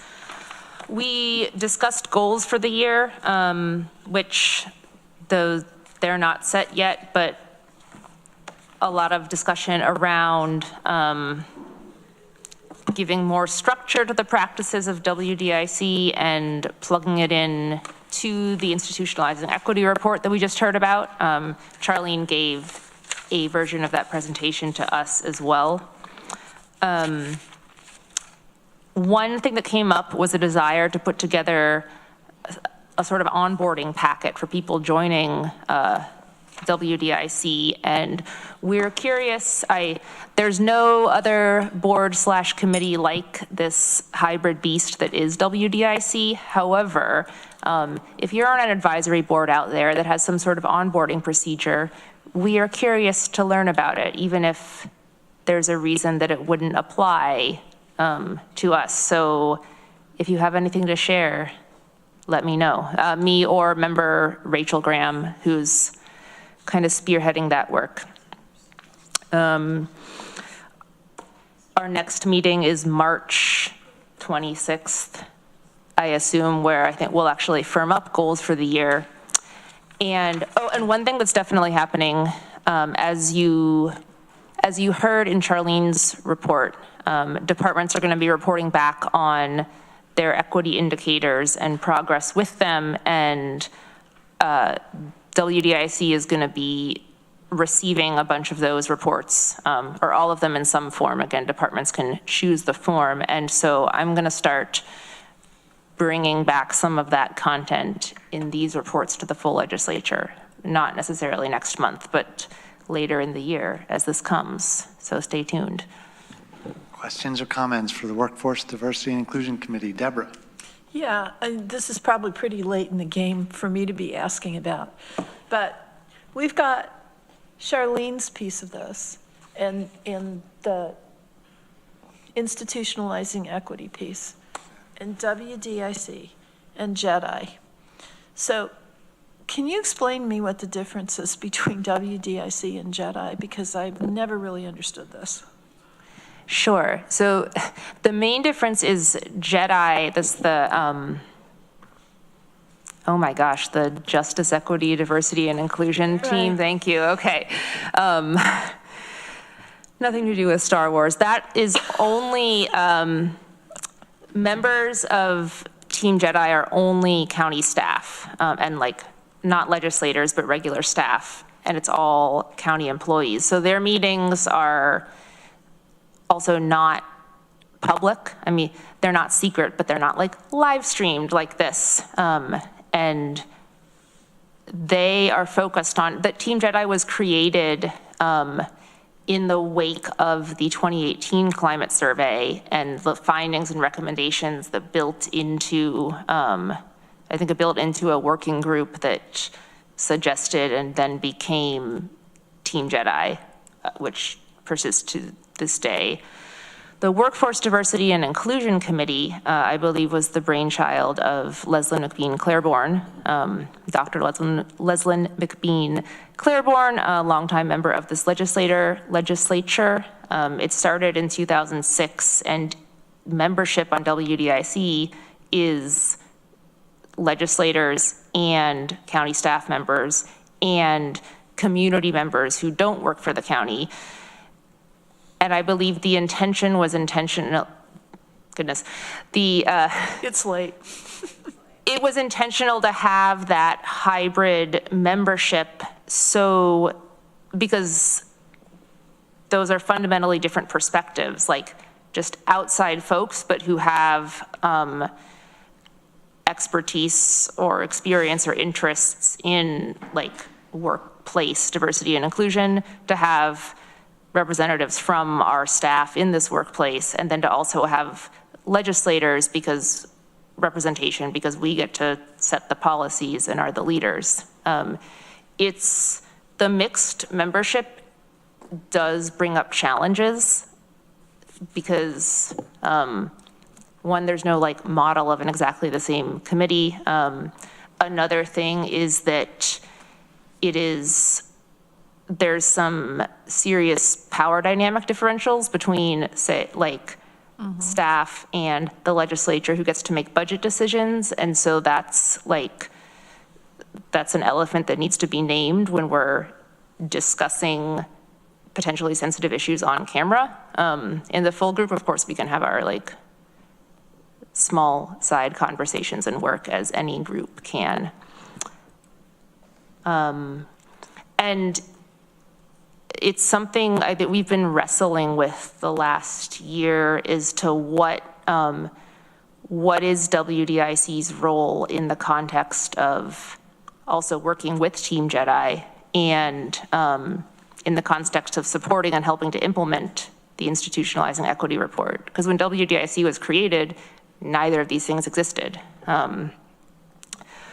The one thing that is supposed to be a particular role of WDIC that's not the case for the Chief Equity and Diversity Officer or their work product or Team Jedi is to advise the legislature on issues relating to workplace diversity and inclusion. I don't think that we necessarily do that enough, and we should fix that, but also I think that's a call out to you all or us collectively, not right now at 9:25 p.m., but to you can call upon WDIC, especially knowing it's not just like me and Annie, the current legislature members. There's a more of a wealth of diverse, I'll say, experience and expertise there. And I guess, please tap into the committee for advice, research into things. I mean, obviously we have Charlene to look to as well, but also an outside advisory board. Like with so many things, we've got our dedicated staff and outside advisory boards, and it's not gonna be like just us two spouting our opinions, I promise. Can I add a little bit there? Sure. So, in addition to what Veronica was saying, and maybe you said some of it in there, but Team Jedi is an internal group that works on issues, but also advises the Chief Equity and Diversity Officer, WDIC, of issues that maybe we can work on. And then, and it's really important to have that information, kind of almost like an advisory board to the advisory board, but they also are doing some work, important work themselves. And as Veronica said, this year, we're going to, try and look at, or it's one of the goals was mentioned. There's a long list of suggested goals for this year at the last meeting. And so that's one of them, is to look at, now that things have evolved over time with different aspects of the issues that we're working on, and to look at the role of WDIC, the makeup and all that this year. So because it's been a while since we relooked at it all. Okay, moving on to Budget, Capital, and Personnel Committee. Mike Lane, Chair. Thank you, Mr. Chair. We have not met since our last legislature meeting. We will meet again on Thursday, March 13th at 9 o'clock. I guess since we haven't had a meeting, the budget report is simply everything costs too much and we don't have enough money. Yeah, the rent's too darn high. And keep in mind on your books, if you would, that we do have that special budget briefing presentation on March 20th at 1 o'clock. And that, I believe, is going to be up at Rice. 2 o'clock, did you say? Conference room. 2 o'clock? 2 o'clock. 2 to 4:30. I had 1 2 o'clock. Well, that's good. I get an extra hour. It's the only one that's big. I think we originally had a hold from 1 to 5 for some time in there. Yeah. Yeah, and then we also, on April 29th, we have a budget meeting. No, that's our regular budget retreat. That's the budget retreat. That's at what time? Is that on our schedule? 5:30. I can't remember. April See 20th. what I've got. Food on the 20th? It is 5:30, the 29th? 5:30, you have it also? We haven't confirmed yet. Unconfirmed, Don't ask, you don't 5:30, get. tentative 5:30. I've got it down for 5:30. And do we have a place yet? Well, I was asking if there's going to Budget retreat? Food? On the 20th. Not yet. More information to come. Okay. To be, What time is it? I thought it was 2 o'clock. no, that's on the, March 20th is the budget retreat. Yeah, with department heads. Right. And then April 29th is the annual budget retreat for legislators, and that one is at 5:30. Gotcha. Anything else from or for the Budget and Personnel Committee? I have 2 resolutions. Oh, yes. Resolution O, appointment to the Greater Tompkins County Municipal Health Insurance Consortium, GTCMHIC Board. I thought ITCTC was a long acronym. Wow. And I so move. Is there a second? Travis seconds. Anything more you want to say, Mike? Mike, do you have anything more Thank you want you, to say Lori. about the? Oh, yeah. Okay, is any discussion? Okay, let's have a vote then. All in favor? Any opposed? That is unanimous. Thank you, everybody, and thank you, Lori. The other resolution I have is Resolution P, and that's the approval of a 2025 amendment to the Municipal Cooperative Agreement for the Greater Tompkins County Municipal Health Care Insurance Consortium. And I so move. Is there a second? Veronica seconds. Both of these, this is in your red folder, by the way. And I understand that the reason for this is to add the most recent members to the agreement. Discussion. Veronica. I guess I was going to ask what the amendment is. So is it just, I see all these entities that were added January 1st, 2025. Is that all? Yeah. Lori, Of correct me if substance? I'm wrong, but it's every year they have to do this if they get new members, because they have to have the contract the same for everybody.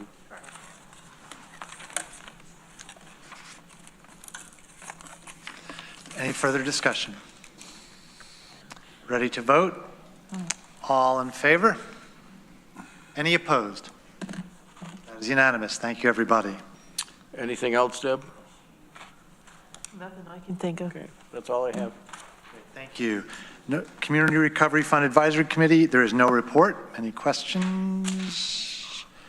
Okay, we did Resolution N already. We have the minutes from the previous meeting. Is there anyone that would like to move that? Greg moves, Deborah seconds. Discussion? Let's have a vote then. All in favor of the minutes? Any opposed? That was unanimous. Any unfinished business? Can I have a motion to adjourn, please? Travis moves, Veronica seconds. All in favor? Any opposed? It is unanimous. The meeting is adjourned. Thank you, everybody.